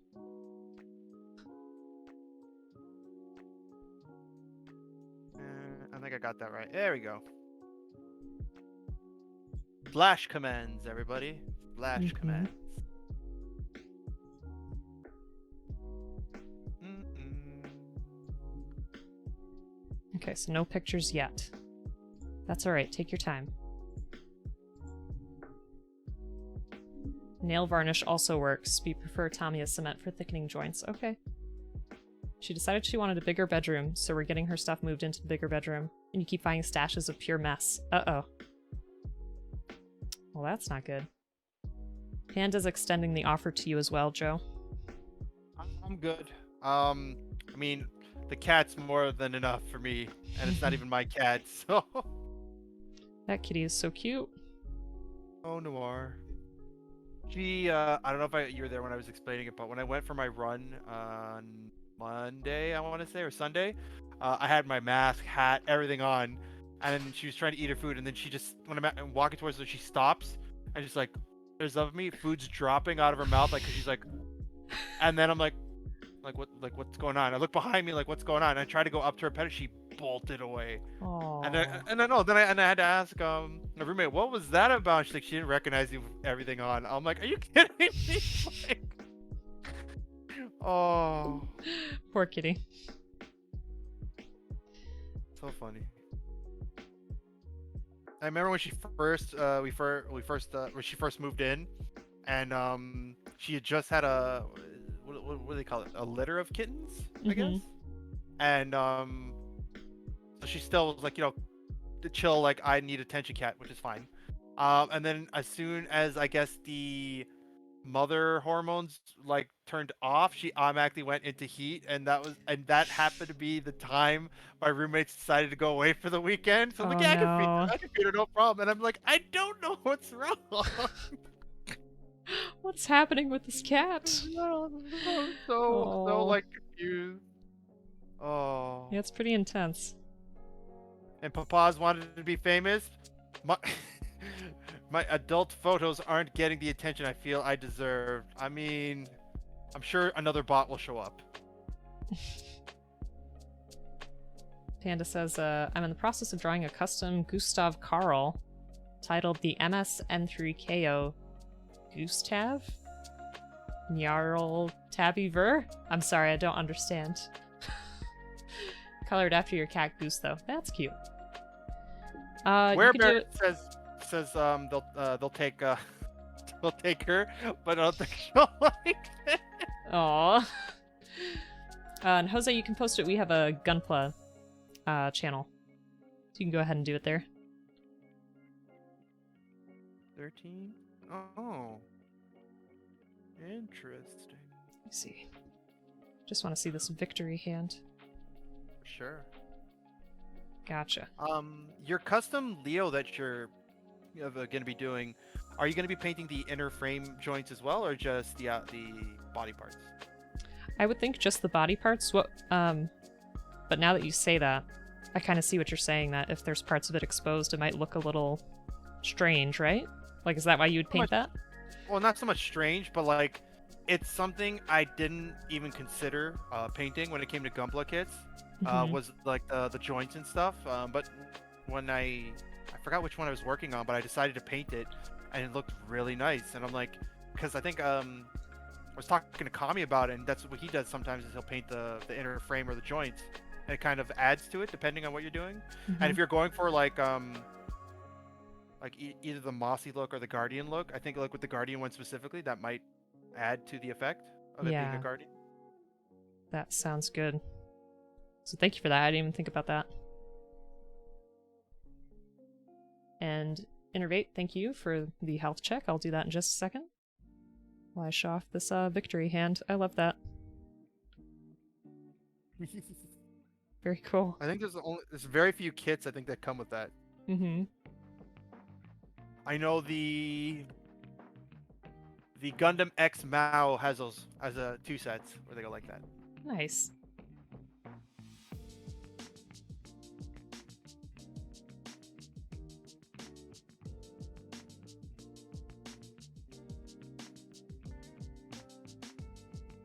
And a group of kittens is called a litter because you're meant to pick them up. Oh. Aww. Oh boy, we got our first doodle. for the stream. Ooh. Draw a potato couch. I see what you're saying. Not gonna lie, that went over my head. Like couch potato. Oh, couch potato. I had to think for a minute too. I was like, Oh. is there something I'm supposed to understand? Wow. Sure. All right. Are you gonna try to draw too? I mean, sure. We'll draw in the box. What up, Abaz? What is up? Where is my marker, though? Oh, no! Uh-oh. What just got redeemed? I'll be back after this is done.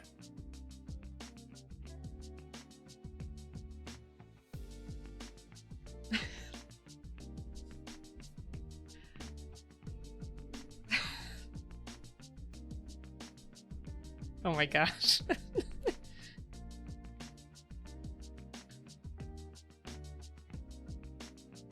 If you're on Joe's stream right now, you can see what happened.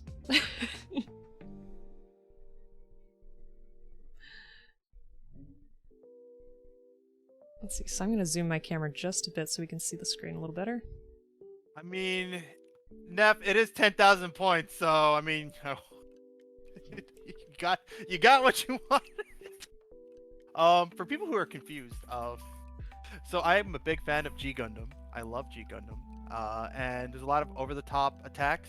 And I thought what would be really fun would be a redemption to play a clip of the most ridiculous over-the-top attack that Domonkashu does, and that was one of them. I'm getting a marker or a pen. I'm assuming that's you, Panda. 1 second.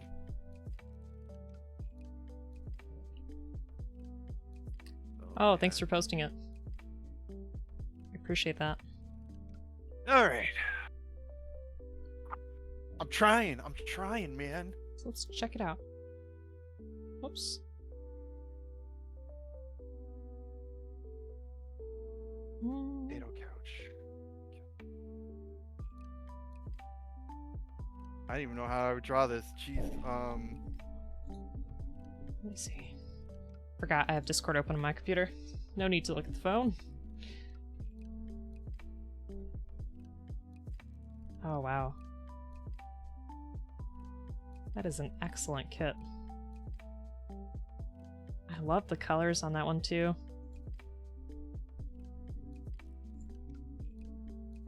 Very awesome. Oh my god, I love it already, Joe. I'm just making one big potato. Okay. I feel like French fries would be the idea.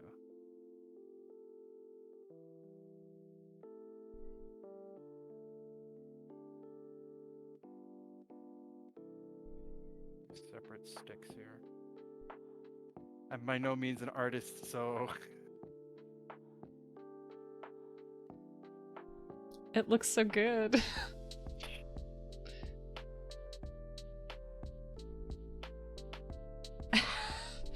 Amy's asking why your potatoes are hairy. Oh no, I had to emphasize that they're potato. I'm sorry.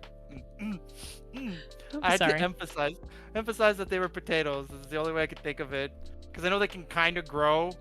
Based because I work in a produce department, I realized they can grow spuds. So I was like, maybe it's a spud potato couch. I don't know. Well, yeah, mine has roots for legs. So Jose says, cleanup and painting comes next. Build took about 3 weeks for the custom plates and scribing. That's a lot of commitment. And then this should be like the skin, but I don't know how to emphasize that that's the skin. So I'm just gonna do some cross. Man, it's been a while since I did art. Cross hatching? Question mark. Mm-hmm.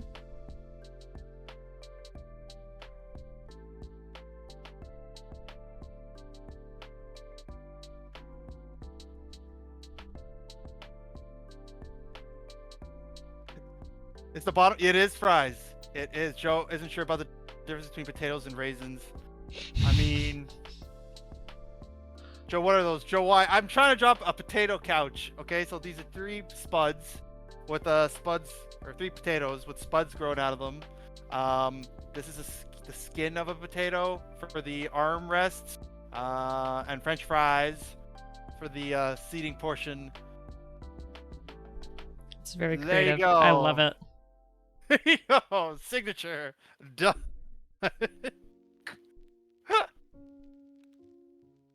Narrate says, I'd like a hard pass on Joe's fries if that's the type of potatoes he sees.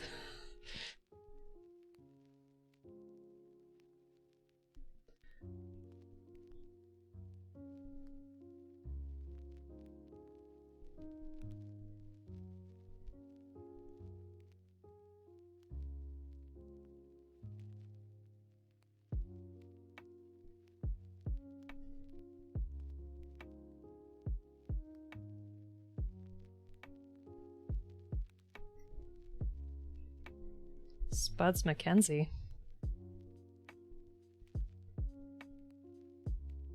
Sorry, Angry, I don't understand.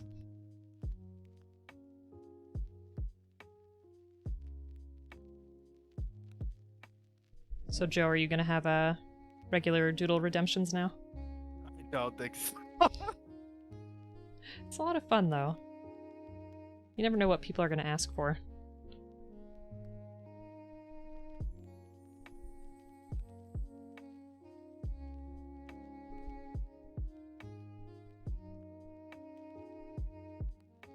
There, I added that on the side. Cute. I love it. Post it on. Oh, thank you, Jose.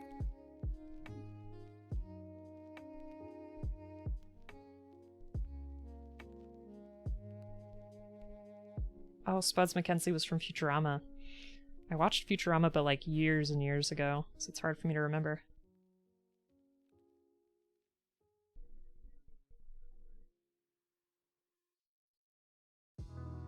I love it. It's really good, isn't it? Yeah.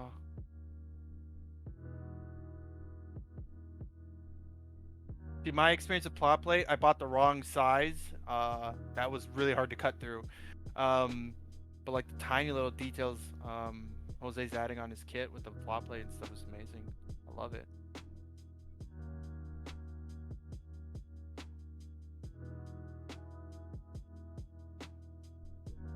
My hands hurt looking at it.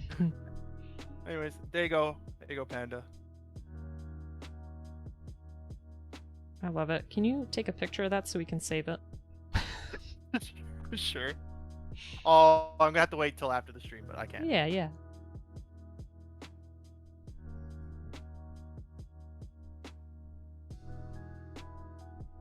Buds McKenzie. Was that the Slurm guy? And no worries, Panda. I'm a good sport.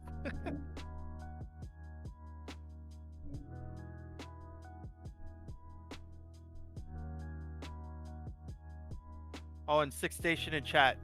That's my other friend in that Zelda vector drawing. So Jose says, love how you have a drawing tablet and you got Joe here with a Gunpla box to draw on. Listen, Joe was not expecting to do that today, and he did really well. He's innovative. I mean, you should see my Jackbox drawings. When I gotta get the point across. I may not draw it well, but you'll know what I'm drawing. Mm-hmm. Oops.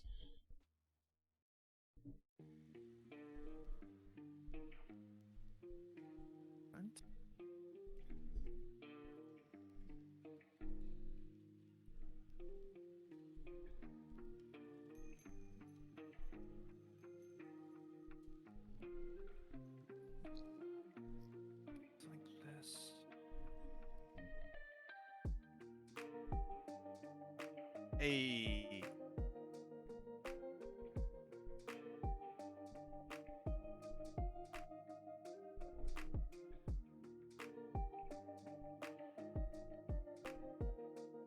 Alright, so what I was thinking was this is kind of like a baked potato. that's open on the inside like this. Hey. The skin. Okay. I liked your idea though. It's the only way I good. could. I was like, I don't know what else to draw.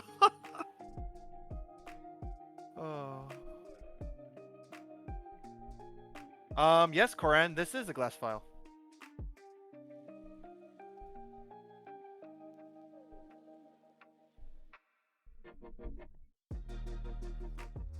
Being actually pretty stubborn. I'm gonna do this first, and then finish it off.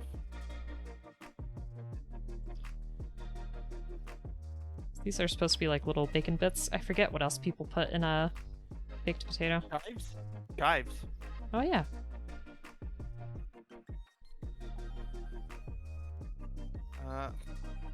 Werebear is asking Panda, when does my child arrive? He's got labor to do. Any particular glass file I would recommend? Honestly, any works, because the whole idea is it's cheap, easy to find. Like I bought mine off of Amazon. Somehow I bought 4. I'm not really sure how that happened, but you could just go to the beauty section in a pharmacy.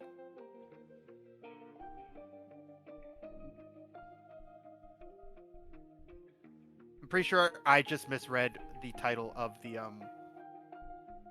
when I was buying it, and it's just like pack of 2. How can I live?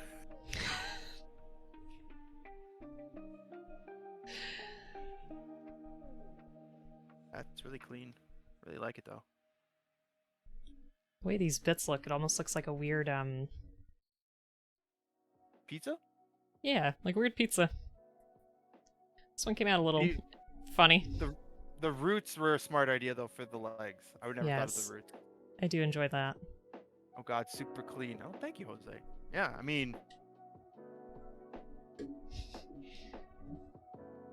I can't take credit for this. This is not by my it's not my idea. The first person I ever heard.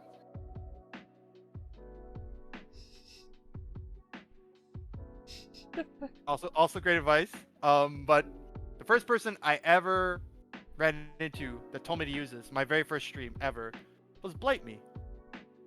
Oh, nice. Yeah, Blight Me's like, you should get yourself a glass file. I'm like, glass file? It's like, yeah, you know, for nails. I'm like, oh, okay.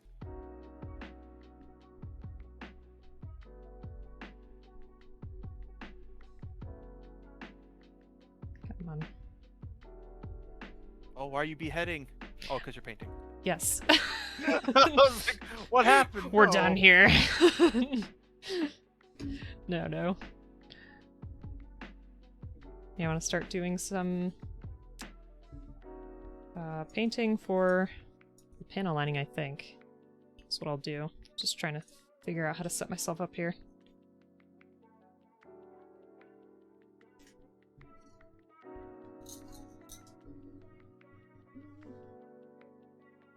Here we go.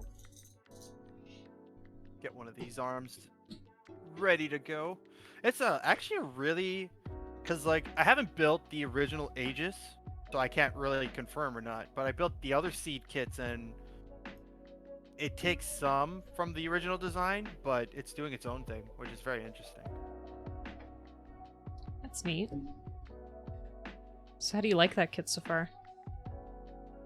It's not bad, honestly. I mean, I feel like the chest is a little bit looser than it should be, like when it connects, but otherwise, not bad at all. The head design's interesting. Obviously, I'm not gonna be probably not using the head, but we'll see. Mm-hmm. It all comes down to how it works out. Kevin says, I've never seen anyone use a file on Lego. I mean, well, now you have. There you go. How you doing today? I would be, if that happened, Innervate, I don't know. That's expensive, man. Oh, the 4 gun primer glass files? Lord.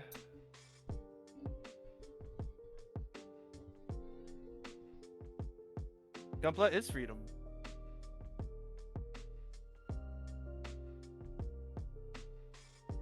Oh, interesting. I never thought about using a glass file to add damage effects to Gunpla. I mean, your example is Lego, but huh.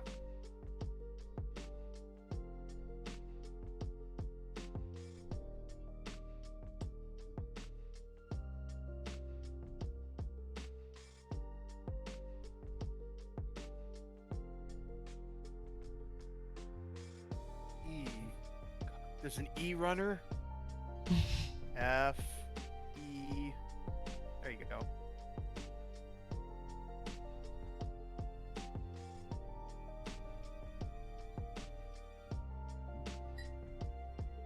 Did you end up pre-ordering that Leo with the cape? I have not. I missed it, but I want to get it. I'll find it somewhere.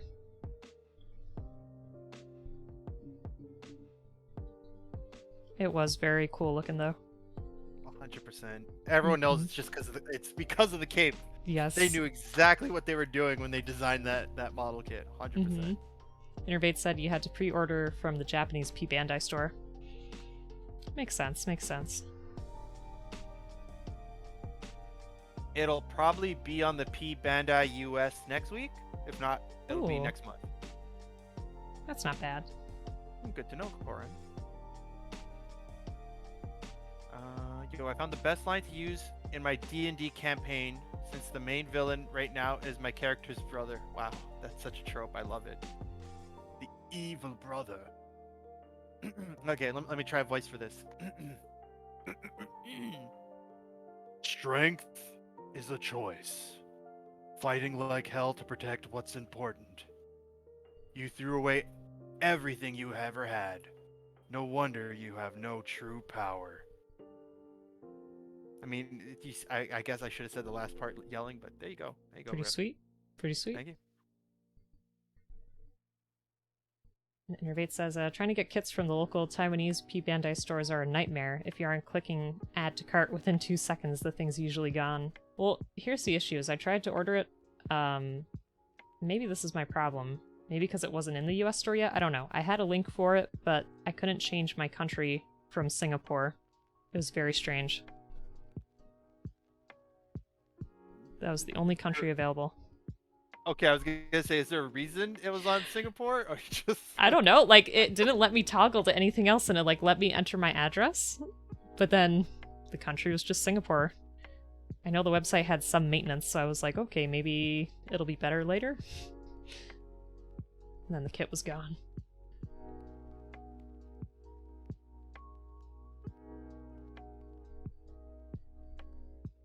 Oh no. Okay. I'm peeping over at your screen. I love it. Oh, Nathan. How much points you got, man? Okay, thank God. Okay, good.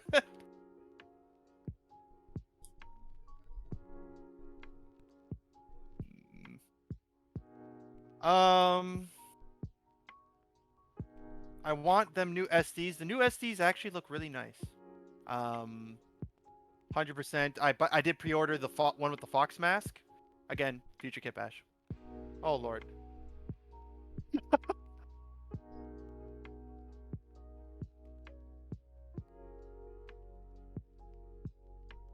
Thank you, Papaz. Nathan.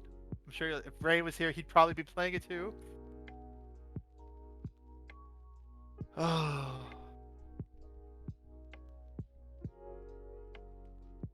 Kevin with the follow. Okay, I don't think I have any more for this one, but thank you for the follow. Grab yourself a cup of Joe. Kick up your feet. You're in your mama's house now. Got a little bit left.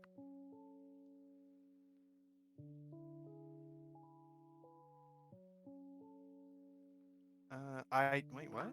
I do though.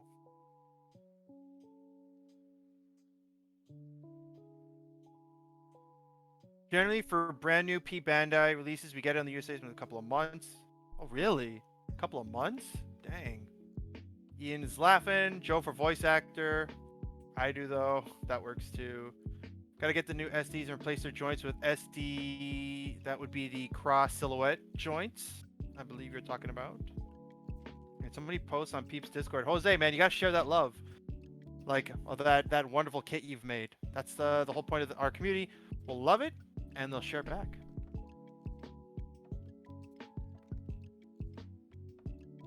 Oh, and Rip, that's probably like the only thing that doesn't have a timer because I thought it was funny and I didn't think people would actually use it. So I think that's why. I do have a Lego build. Well, it's not Lego. I do have a nanoblock thing I got to build on stream one day, Kev, if you're actually serious about Legos. That would be pretty cool. And I do believe, Nathan, there are people who do time-lapse Gunpla builds on TikTok. I'd be really surprised if there wasn't. 100%. Because they do it on YouTube videos.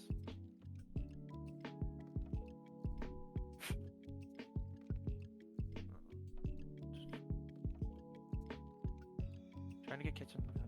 On the top left is usually the country settings. On Panda, Oh. yeah. Oh. But I'm not sure. I'll check next time I'm on there.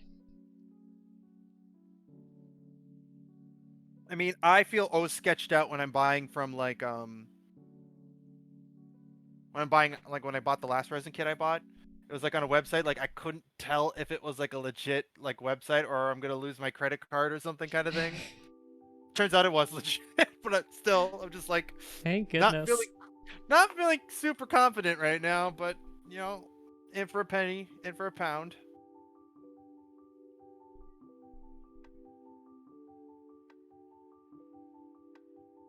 And I feel that Bandai should open up the replacement part thing worldwide.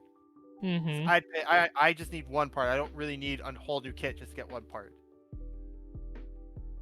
I agree, 100%.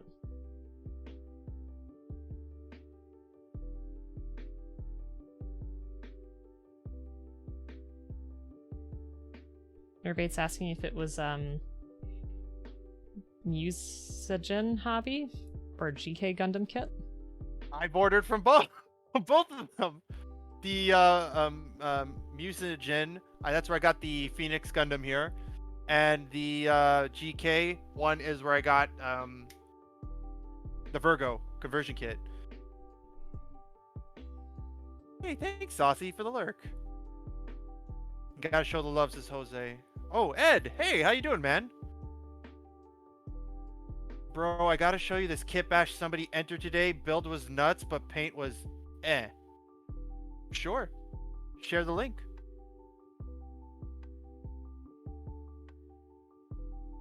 So Innervate says Musagen is trustworthy but expensive, and the SH Studio Zaku 1, or no, sorry, the SH Studio Zaku they got is like $70 markup on their website. Wow. Yeah, I mean, I have nothing to compare the price with though. But I did get this kit like pretty easily. The Phoenix one. The GK one though seemed to be fair pricing, and it came through. I don't know if it was UPS. I want to say it was UPS. Came through one of them. No, it was UPS. I remember because he didn't want to come upstairs to drop off the package. No, it was a total like I understood why, right? Because the company doesn't want them to leave the truck to go all the way up to deliver it. Fair, that's fair. But it's just funny. He's like, yeah, I know you wanted to drop that at your door, but I'm not allowed to do that. I'm like, oh, okay, I'll just come downstairs. But that's fine. But it was really quick. It was a really quick turnaround, and it seemed very decently priced. At least you were there to get it too. Oh yeah, well, the first time I missed it because I forget what I was doing. I literally missed the call by. Oh, I went to go use the restroom, and by the time I came back in two minutes, oblique, they tried to call, and I'm like, are you kidding me? Like, Give me a second. Oh. Ed's gonna post a picture. I will share that up when you do.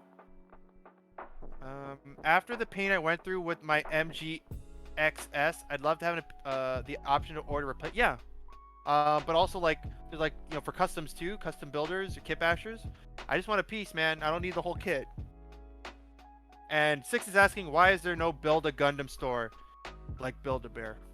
That'd be cool. That's actually. a great idea. Yeah. You know what? I think that should be a thing. I mean, I know I think in Japan on certain hobby shops they'll guide you through like a quick build, but that's not really build the bear. But that'd be interesting. So Innervate says, SH Studios announced pre-orders for the PG Zakutu Johnny Ridden conversion. Heard good things about the Johnny Ridden version. Perfect grade though. Oh dang. What's the Johnny Ridden version? It's just like a customized suit, like kind of like how like Char has his own Zakutu. Ah, okay.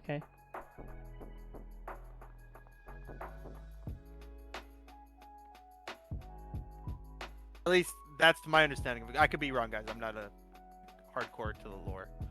Because there is an RG kit for it, I think.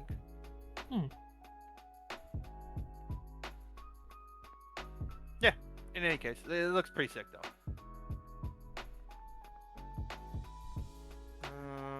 Can't wait to prime this baby. And Nev, it's going pretty good. I got the torso down. I'm taking my time, like, properly shaving down the nubs from past experience. Because I want the kit bash to be pretty clean when it's done. And then we're just working on the arms. Very different from the old Aegis Gundam. I did own one, but I never built it myself. I bought it in a lot kind of thing. So it's very interesting to see what they take and replace.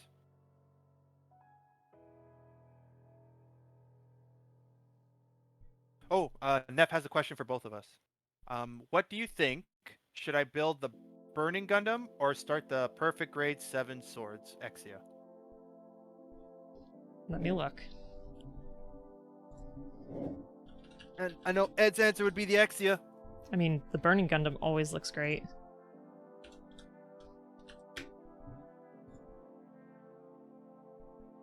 The articulation in that's pretty cool too. It's definitely a hard choice. My vote's for Burning.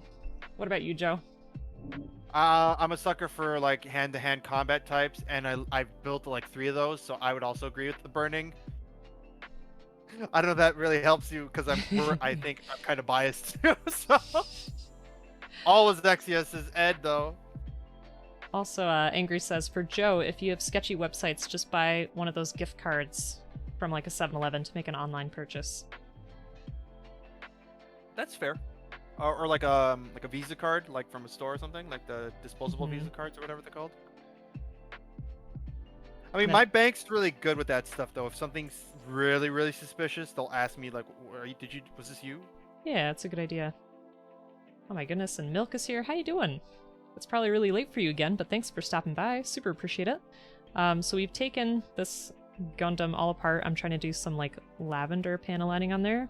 And I'm actually going to take away this black that we did last time on the bow because I think it's too harsh. And I'll replace it with this lavender. But how you doing? We're with Joerinferno today, so if you're not following him already, please give him a follow. He's an excellent friend. And Kit Basher, which is basically taking pieces of multiple kits and putting them together to make your own. But how you doing?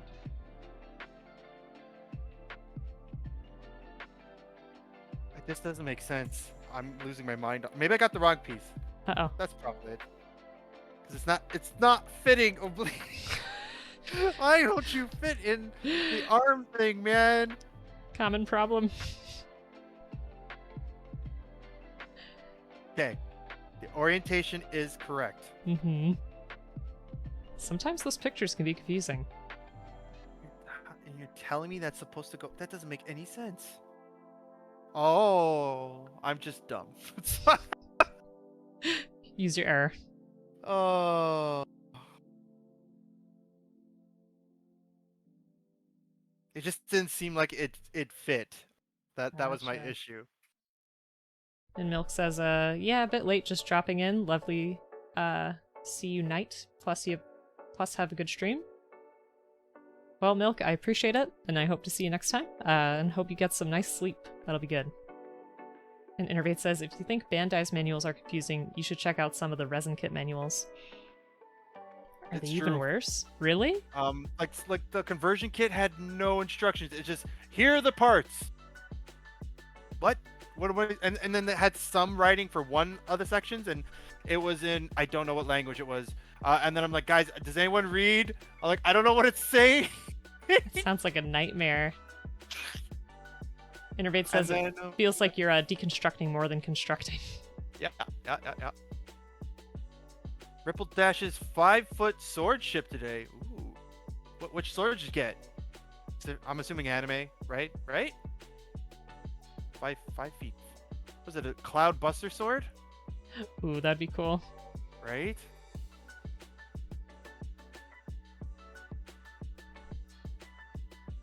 Is that part of the secret, Rip?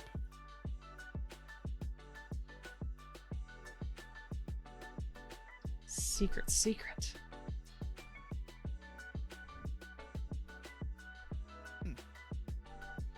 Ooh, have you seen the new Castlevania, by the way? It's Alucard's sword from Castlevania. Ooh, nice. I saw the first season. I need to catch up with the second season. Did you see all of it? I did. First season, loved it, too short. Second season, just the right amount of episodes and character development. However, there's a couple of scenes I thought were like out of left field. But, you know, it is what it is.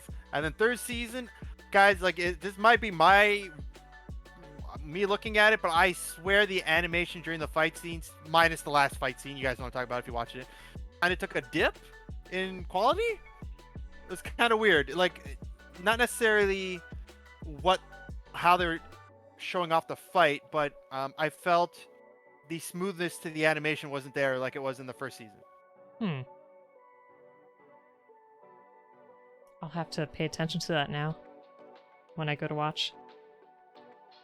Okay, so Rip has seen it as well and kind of agrees that it seemed to take a slight dip.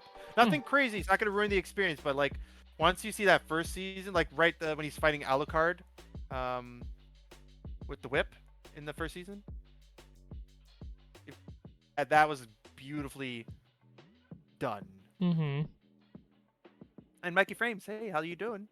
Sephiroth's Masamune sword will be the next one. Dang, Rip. Nice. That's even bigger than the other sword.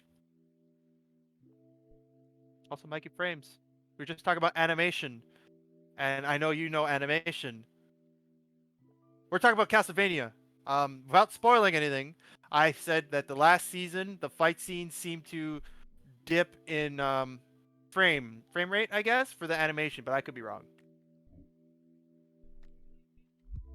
Well, I know that's definitely the case with One Punch Man, the second season. They're taking forever to make. They are making a season 3, right? Right? Somebody? I don't know. Don't do this to me, One Punch Man.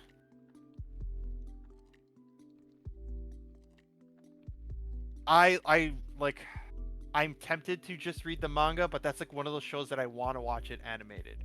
I agree, because I think like slice of life manga's really good, but action, it's better when it's animated.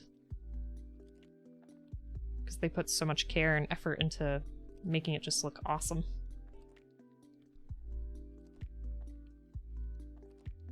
Mikey Frames. Oh, I guess Mikey Frames hasn't seen it, but says that I feel that's the opposite of what Dragon Ball Super did. It started off rough and ended with high quality. I feel that's because everybody complained, like hard. And if it looked like the frame rate dip, that probably means they didn't have many people animating between frames. Oh, there you go. It still looked beautiful, though. And Oris says animes can get rather slow in production. And then Innervate says, oh, speaking of slice of life, Re-Life was an anime you had the urge to carry on in the manga. Re-Life. That sounds I know, I'm familiar. trying to think. But everything has, like, re in it. Right? I was just thinking that too. There's so many. What would you say is, like, your favorite slice of life anime? Oh, that was another one that made me cry. Or like almost cry. Was Your March comes in like a lion or whatever? March Comes In Like a Lion? Yeah, it's so good. Yeah. At the end, oh Lord, I don't want to spoil it. People watch it. It's great. You won't regret it. I think Kids on the Slope is amazing. Have you seen it? I have not. How would you describe it? It's an Other anime. than slice of life. Yeah, it's an anime about the love of music, especially jazz music, and I feel like you have someone who's classically trained versus somebody who does a lot of jazzy improv, and it's kind of like a clash of personalities. You know, lots of interesting times together, and a slow friendship formulating. It's really good. I like it. Alrighty. And I think it's from, I could be wrong, I think it may be from the same person who worked on Cowboy Bebop. I might have that mixed up though. If it is, I'm in. I love that stuff. It's also one of the some people like to disavow, I guess is the best word, dubbed anime, but that is one of the best dubbed animes I've heard Oh in yeah, definitely. my time. They took it, from my understanding, they took it seriously when they were dubbing it, so that's why the actor's performance comes out really well. And their voice director, is that what they call them? It was really good, 100% really good. And my camera. Oh yeah. Oh, just give me a warning. That's fine. But now it's not turning back on. Uh-oh. And Innervate says, real life's gist is basically a guy in his 30s at a dead-end job and takes a pill to revert to 17 years old to attend his final year of high school under the supervision of the employees who made said pill to see if they can turn their life around in that school year. Okay. I remember that. That's good. It's a good one. It's a good one too. I liked it. But it's only a visual thing. Inside, he's still like an older dude. So he tried to play baseball. He's like, "You grew up in the country. You'll be able to do this." And then he threw his back. That's pretty good. Yeah. Yep. Okay, 3, 2, 1, let's jam. Yes. Castlevania Season 4 brought it back from Season 3. Holy hell, Season 4 had my draw to the floor animation I actually ended up tearing at the end. Ooh. And you were correct. That was dearly beloved as the music that played before this one. Oh, and then Mikey's giving us a little more information on the frames bit. Usually, it's first done with a key pose passed by an animator. Then they get another animator to do the breakdown frames. Then finally someone to do the betweens. It's the in-betweens that make it look smooth. That makes sense.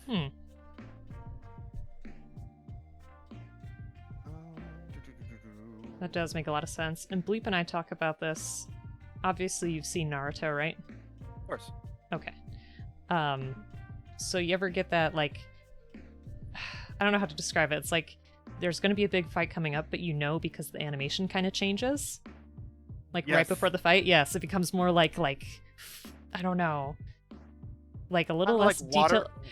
Watercolor-ish? Yes, yes, a little less detail oriented, but really, really smooth. And you're like, oh, here it comes. They did that in the Dragon Ball movie that came out with Broly. As soon as it got he was getting ready for the fight, the animation completely changes. You see Goku warming up. I'm like, that was part of the trailer they showed too, where he's just stretching, and it's completely different than normal. I'm like, oh man, it's about to go. This is where all the money's going, right into this one scene right here. That's awesome. Very cool. Yeah, fluid. That's a good way to describe it for sure. Yeah, Rip. Mikey Frames does a lot of animation work. Oh, okay. 3D animator. That's awesome.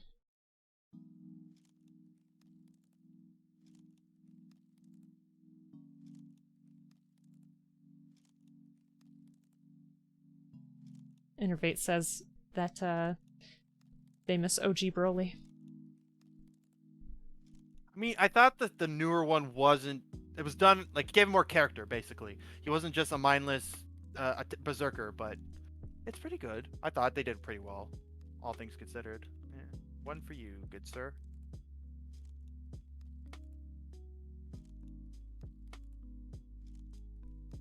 I'm watching, so I'm a spider, so what? And you can tell when a fight's about to happen because they switched to 3D models. Yeah. What are your thoughts on that, Oblique? When an anime decides to do 3D models, I feel like Japanese animation isn't there yet with the 3D to integrate it into an animation smooth enough. Mm-hmm. But I think that's the one thing like North America has on Japanese animators is that they had more time to, I guess, to mess around with 3D animation, that they can integrate it a little bit better into. I mean, like look at the movies, for instance, kind of thing. Right. You know what I mean? No, I agree. Most of the time, I do not like when there is 3D animation in anime. Like, for example, the Berserk Oh anime that they my! did Oh Lord! looked terrible. But then there's other things like I always forget the name of the show. It was on Amazon Prime. It's like where these girls are made of stone, like they're each a specific stone. I can't remember it, but that one was okay. And Soma Spider kinda it teeters, in my opinion. Like sometimes it's super noticeable when it turns 3D, and other times it's a little bit more passable. Red vs. Blue and Ruby, all 3D models. Steven Universe? Really? I don't Was know it if really Steven 3D? Yeah, that's interesting. Maybe Pop is joking. I can't tell. Oh. Oh, the girls being named after stones. No, let me look. Hold on.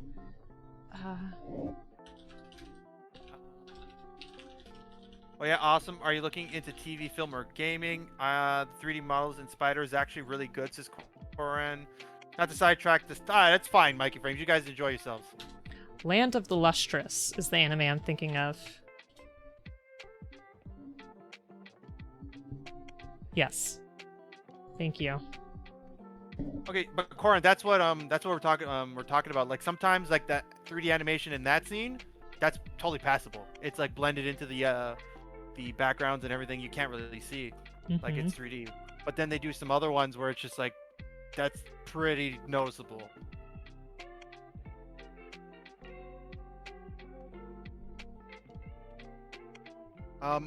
It's an older one, but in Gundam Seed, they would use 3D animation models for the ships, and not the best. Not the best. I'm pretty sure frame rate wasn't even up there either. That's the other thing. Frame rate takes a dive, like Berserk, 100%. When they do 3D animation, which is like, I don't understand. There had to have been somebody who saw this and was like, you know, that's not quite right. We can't put this out there. Like.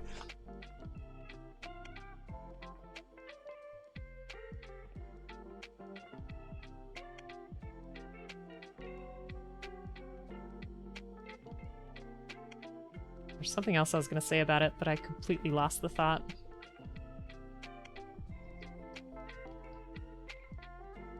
But when you mentioned the Naruto thing, I kept thinking about like the final fight in Shippuden. When they're fighting Madara, and then the animation just completely changes, and everything starts going all over the place. Like, dang! But Mirko, what's up? You've been here a while. Master of lurking and hydration. Have you watched Overlord? I saw like an episode or two. Oh. Do you like it? I think it's a nice twist. Oh wait, it's a nice twist on the isekai genre, because your main character isn't the good guy. Right. He's not the good guy at all. Thank you, Mirko, for the hydrate. Also, if you aren't aware, we are doing a co-stream today. Anyone who's brand new in the chat, welcome on in. And we are doing it with, let me get my command up. Oh, where did I put it? Oblique. Hello. A great Gunpla builder, great streamer, very chill vibes when you come in, and an amazing artist. Oh, jeez. Thank you. It's gotten better since that first doodle that we had for you. That was a little rough. Oh, it is a what's the word I'm looking for? We all start somewhere and we just keep getting on better. That's what we say here. Here we go. Angry also says High Score Girl is an anime that gives me the feels. I agree. And High Score Girl is 3D, and it looks okay. Looks alright. And that was see, that's one of those ones that did, I think, did pretty well. Mm-hmm. But I also feel it's because it's not like high-paced action that it's not Right. as noticeable. Exactly. Yep. And it took a little bit for me to get used to the style too of the characters. They all have like pretty big heads. Right, I have to get my little container. I'll be right back. No worries. He's fundamentally inhuman and drifting towards the evilness of his roleplay. It's not a criticism. It's no. I think that's exactly what's happening, right? Because every time he also tried to go against what his roleplay should be, his character resets itself, right? Like that energy aura. I love it though. I love Overlord. I want that to come out some more. Spade, what's up? Hey, we're doing okay. Oblique just stepped out to go grab some grab a can for the paint and stuff. But on our side, we're doing just fine. Just we have a chat about animation. We're talking about different animes that we've been watching or into.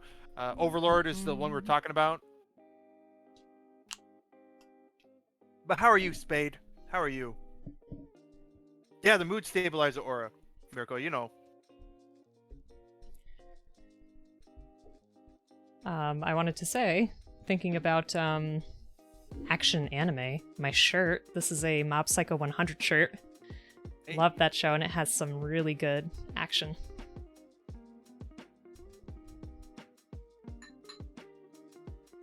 I thought, what was your favorite part in Mob Psycho? This is spoilers. If you hadn't watched it, you should probably watch it. You have to Yeah, pick a scene. my favorite part is a spoiler, kinda. It's well, it's an emotional part between the main character and his boss. Okay, fair. Yep. That's fair. Yep. Okay, so that's another one you guys should watch. My favorite also deals with the boss when the crescendo part happens in the first season. That part, that's my favorite because of his how he reacts to everything. That I died when I saw that part. Absolutely. Also, Rip, go for it. Drop it if you want. 100%. Wasteful Days of High School Girls was a nice distraction of a slice of life. Never seen. Yeah, no worries, man. I don't think I've seen that one either. Nice, Spade. Nice. If I were gonna pick a anime to watch that I don't think a lot of people have seen, Cashern's. I think that's how it's. Is it the first sin? Cashern's Sins? It's like a reboot of an original, like old school series, but they go like super dark on it. Cashern's Sins. Yeah, Cashern's Sins. Gotcha. Concept is post-apocalyptic. Robots also now die like humans because of a nano, I guess, virus, if you want to call it, nano disease. Huh. So they're not immortal either. So the whole concept is trying to survive in a world where even the robots can die Wow. permanently. That's really And it's interesting. just going into the concept of like how it happened and how people are dealing with it. Mm-hmm. It's pretty cool. And Innervate says, if you love fighting games, watch High Score Girl. Yes, I have seen High Score Girl. It is cute, and I'm surprised that they could get away with as many fighting game references as they have. Like having those Street Fighter characters in there. I'm like, did they get permission, or is that just a thing they're doing? Like, I always wondered about that. Did they make a deal with the companies? Like, we're going to show off your game if you just let us use it. Or is it just, throw caution to the wind and let's see if we get sued? Right. Pod says there's also 3D-like style of animation called Deep Canvas, used in a few cutscenes from Tarzan and huge chunk of Treasure Planet. It looks super cool, but is very expensive. I can't recall. Planet. Wow. Treasure Planet, yeah. Capcom and Square came to a deal for a High Score Girl. Interesting. Okay. Oh, so they got licenses. There you go. But they were legit giving out like fighting game advice, which I thought was so cool. It was really neat. And Oh. Innervate says they even have the main girl as the mascot for one of the fighting tournaments and sold t-shirts for the event. I want a t-shirt like that. That'd be awesome. I don't watch much anime or action anime, says Papaz. I'm on the slice of life moe romance train. I've been meaning to get into Angel Cop. Here's one of those tasty 90s gritty cyberpunk anime. Ooh. And then Treasure Planet had such a unique aesthetic. I mean, yeah, I can see that. There was a lot of 3D animation in it, but again, that's one of those like cartoons that did the blending like decently enough. Like I don't, Disney definitely has their 3D animation down 100%. Even the Hydra and Hercules was 3D, wasn't it? Yes. Yep. And that movie came out in the 90s, so it did look pretty good. I don't know why I just pointed at the screen as if you could see. I just realized that after. I'm like, what am I doing? It's all right. Oh. That's like when we do D&D, my group, is all over the place, so we do it strictly online, just a voice chat, no video, but I'm still here, like, gesturing, like, moving my arms all over the place, and it's fun. No one can see it, but it's fun. Yeah, let's smooth this out. And for High Score Girl, Angry says they didn't get the license for SNK characters for the manga, but got them in the anime. Interesting. Good to know. If Rival School shows up, I mean, I doubt it will. Maybe it will. What? PS1 time? Yeah, it might. It might. I'd love to see Rival Schools in the next season, assuming they make another season. They should make a next season. Netflix, I'm asking you, please make another season. And Angry also says Beauty and the Beast ballroom dance was 3D environment. Yep. Oh yeah. Yep. See, like that was so well done.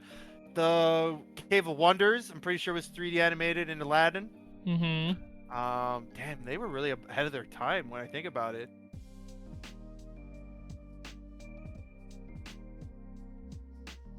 Good thing I moved my Gundam parts. My cat is sitting by my window, and her tail is turning into a weapon of mass destruction.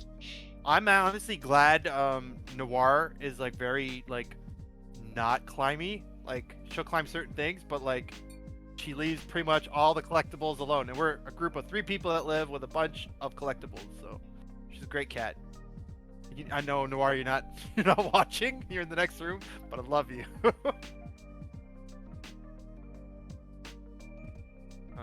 I need to play D&D again. I haven't been able to since before school even ended, so I literally haven't played in months. I miss my group. Aww. Mikey Frames, take it easy. Thank you for stopping by.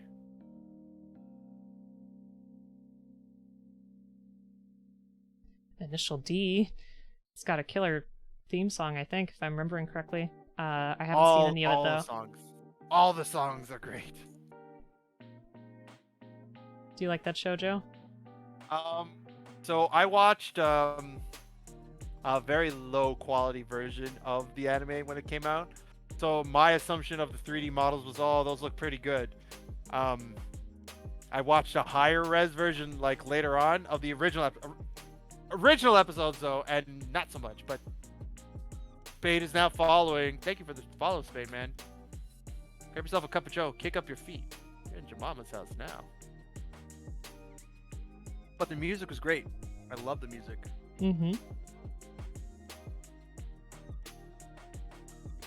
What did I learn this week? Don't try and sharpen God hands? Yikes. What happened? No, Captain Cheerios, what? Training cats is easy, apparently. I don't know. So. I didn't train her. I was gonna say, I didn't train Nora's, like, so it's just, I don't know what to tell you. Oh, how could I forget? Yeah, Deja Vu is the song. Yep. Deja vu. I gotta bounce, gotta get ready for date night. Ooh, rip. Oh. Take it easy, man. Enjoy.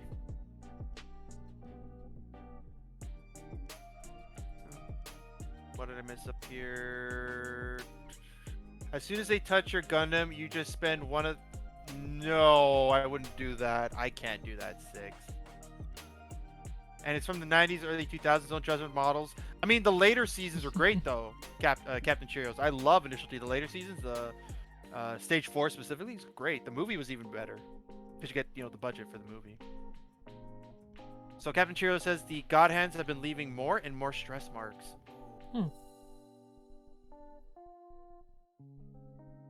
I'm assuming you're talking about like the high tier God Hands or just any kind of God Hands.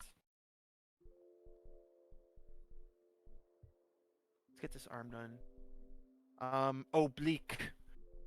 Yes. I will have to end at 7:30. Okay. If that's okay with you. No problem. Thanks so much for hanging out with me today. I super appreciate it. Hey, no problem at all. Like, I didn't even know what time, how long we've been going for. See, didn't even realize. Just having too much fun. I know, time flies. Just because I gotta do setup for our Mario Party. Nice. Aw. Angry says, y'all the best. You are angry. You're breathtaking. Where's the camera? You're breathtaking. So I tried sharpening all the high tier ones, and I got some Dispay. I can't say that word. That arrived today because I have a counter on my stream specifically because I say that word too many times. What word? Ah, you almost got me. You almost got me. I didn't mean to, but these cutting devices that are called something else. Oh, yep. That's pretty funny. Yeah, the first month I was on stream. That's all I kept saying. I'm like, I really got to put a counter for that. I'm like, I'm gonna stop that. 6, 14, no, 6 and 7. Let's go with that first. When do you want to finish this arm though? So what is your favorite kit bashing project that you've done so far? Hands down. If we're talking about like, I didn't expect it to turn out at all looking the way it did, it would have to be the Tequila Gundam, just because that is a concept that a lot of people talk about building, but it's like, how do I even start building? And I think it was only possible for me because of the current kits that happen to have come out within the last year. If those kits hadn't come out, I don't know how I would even have built anything, to be completely honest with you. And then I also started to learn airbrushing, which also came in super handy for this kit, because that's the other issue, was I had to repaint the entire thing because it is a kit bash. I'm like, well, how do I do this? So also, and the hat. Finding the hat. Yes. Did you see the Playmobil Ashen's video that I put on your Discord? Those are so funny. I was like, this might be inspiration for future kits. Oh boy. Building's doing good.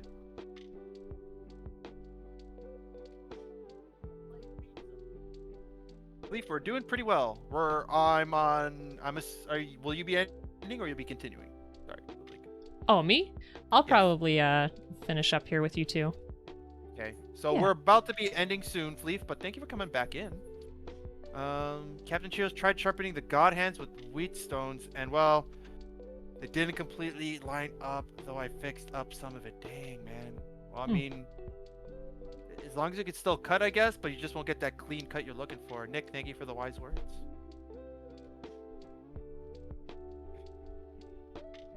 I forget, do you have a pair of God Hands? I have just the regular kind, but I do. I've tried the high tier ones. It is a weird feeling. So weird, because I'm so used to I don't know if you guys can see it, but the resistance of this. That when I'm cutting with those, it's so weird because it's just like lightsaber through butter. I mean, I guess lightsaber through anything, really.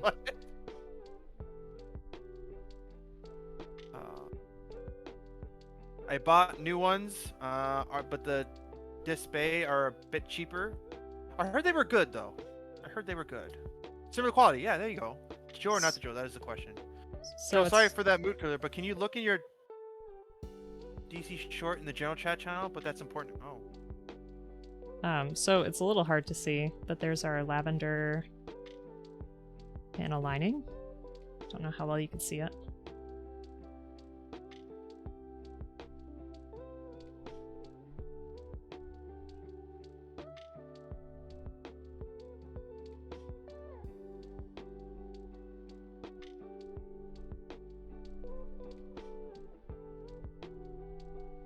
Oh, Fleef, man. Well, I'm sorry to hear that.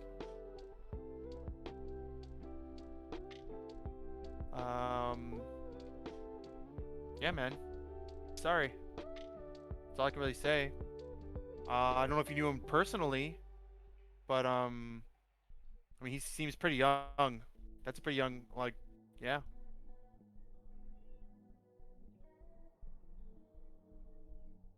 Fleef just posted so Fleef's from the other side of the world, Europe, Mm-hmm. and he posted a I don't know what they call those, a date of birth and date of death of a very popular German YouTuber Oh, that just passed away. I don't know him, but the videos, he was a cool. Oh, he seemed like a cool dude.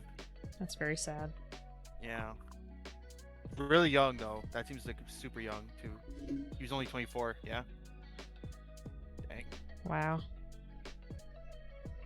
I mean, it's hard when anybody passes, regardless of age, but especially when somebody's young, it's like you think about, how much more they could have done with their time. Even just experiencing things for themselves. No, 100%. Fun fact. I've almost died 3 times in my life. How so? So like, just before I explain, the idea being like it did bring perspective that one, there's certain things that I used to worry about that aren't the biggest deal anymore, like as a kid, Mhm. Right. or even as a young adult. 2, you really start realizing the stuff you should be doing and the people you should be talking to and chilling with a lot more when you're in that situation. But to answer your question, Oblique, I got run over by a car as a child. I wasn't in the Yikes. road. I was on a grassy field in front of my building, and the lady drove over the sidewalk, hit a couple of trees, and then ran me over. But because of the way there was a hill, I rolled under the car after it hit me. 2, almost drowned at a cottage because I underestimated how deep the water was, and I don't know how to swim. Still don't. I don't know how And to then- swim either. And then 3, but my cousin was on the dock, and he was trying to tell me it's too deep, and obviously I too dumb. And then I'm jumping, like saying help, so he dove right in, and he just like shoved me back onto the shallow end. And then 3, my lupus. When I didn't know it was lupus, and things just started going worse and worse and worse with myself. Gosh. So the lupus one though was the one where I was super depressed because I was in the hospital and nobody knew what was wrong. So that's why I'm saying it put everything in perspective, guys. Live life to the fullest. Don't worry about things you can't change. Live the best life you can live. Sure. Yeah. Mark, thank you for the bits. How are you doing, brother? We're about to end though, but thank you for stopping in. And yeah, Amy, it's fine. Yeah, it is what it is though. Like I lucked out, I guess you could say. I was gonna say I'm really glad that everything worked out okay, and that you're here and you're still upbeat and creating a community and just sharing your joy with everybody. It's awesome. I'm happy to still be here. So that's what I'm saying, guys. Count your blessings. And Daniel, to answer your question, I am building Aegis Knight. Oh, the light's kind of shining in. And Oblique is finishing up. On the way to finishing up the Yes. the Nobell Gundam. Let's see. Trying to do some lavender panel lining, which I know is really pale, but I think it's gonna work out. I think it'll be okay. Yeah. We'll And see. Angry says, so you're saying Joe is indestructible? I mean, no, I couldn't say that. I just got lucky a good 3 times. Was the car okay? Was the water okay? Wow, Nick. I can't joke with that one. Not that the big or it's fine, Nick. It's all good. I almost drowned once, says Captain Cheerios. I went to go swimming by myself when I was 4, but I forgot I couldn't swim. Oh. Oh, dang. That's so scary. Do you think the Justice Knight is better than Aegis Knight? I would say so. I haven't built the original Aegis like Spade is, but I had one. It broke, and it was given to me by my friend Mountain Dew, if you guys remember from the podcast. And based on this design, is definitely doing its own thing. Like I can see where they might have gotten parts from the original Aegis, but it's good. Oh, and I think that is a great time to end because my phone just died. Aw. But real quick, Angry is saying that you're a truly great guy and that we're glad that you're with us. Oh, thanks. Thank you guys. Thank you, Octopus. All right. Well, Joe, it's been amazing to hang out with you today. Well, thank you for having me, Oblique. Super appreciate it. So, folks, if you're not following Joe already, please give him a follow. He's a wonderful streamer, excellent Gunpla builder, great friend. So when are you going to be streaming again? What are you going to be streaming? 8 o'clock tonight to play some Mario Party. There we go. With a good couple of friends. Assuming everything works out, 8 o'clock. Yeah, I'm gonna try something new with the camera, so we'll see. Nice. But otherwise, the next time I'll be on for Gunpla, and anything else would be Wednesday because I'm taking tomorrow off. Good. And same thing, guys. Make sure you're following the amazing Oblique artist, Gunpla builder, medieval fan. Great person, great friend. You won't be disappointed when you go into the channel. 100% chill vibes, and then as you see, conversation can go anywhere. We can talk about like anime. We can talk about Gunpla, movies, animation, frame rates, everything. All right. Well, thank you. Who should we raid? Do you have anybody in mind? I have to check who's on. Yeah, me too. Emotes on the read. Need more Joe. Fleet. You know what makes his pass away harder? He uploaded a few days before he died. A video named that be the last words. Dang. I'm really sorry, man. That's hard. That's hard when it's somebody you've been following for a while too. I can only imagine. Pod, it was nice to see you too. See you next time. So for me, I'm going to be streaming on Tuesday. I'm probably going to be finishing up this kit. I usually do 5:30 p.m. EST. That's Gunpla Tuesdays, and then Saturday I usually rotate between games and Gunpla. Do you have anyone to suggest? Let's see. I see that IBR is on and forfeits in terms of builders. I have Carbon Dobbs on as well. Up to you, because I hate doing this part. No. It's so hard to choose. Oh wait, there's another one. Oblique is on. No. Aw, stop. Well, I haven't. I know Dobbs has been having a couple bad days, but I haven't rated into IBR before, so I'm thinking about dropping into IBR. Yeah, let's do that. All right, let me find.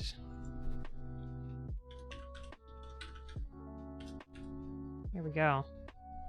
All right. Setting up now. You ready? I gotta type his name in. Iron. Wait, he was in the chat. I'll just add him. Technology. Cool. I am ready to raid in 5 seconds. What's our call sign when we go in? We could do Joe Mama. That's fine. You sure? Are you sure? Okay. Oh yeah. Okay, guys. Joe Mama. When we go in. Oh, Joe Bleak. I like that one. Oh Joe yeah, Bleak. Joe Bleak. Joe That's Bleak. a good one. Joe Bleak.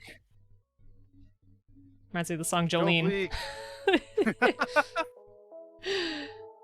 All right. You want to count us down, and we'll head on in. Sure. In 3, 2, 1, go.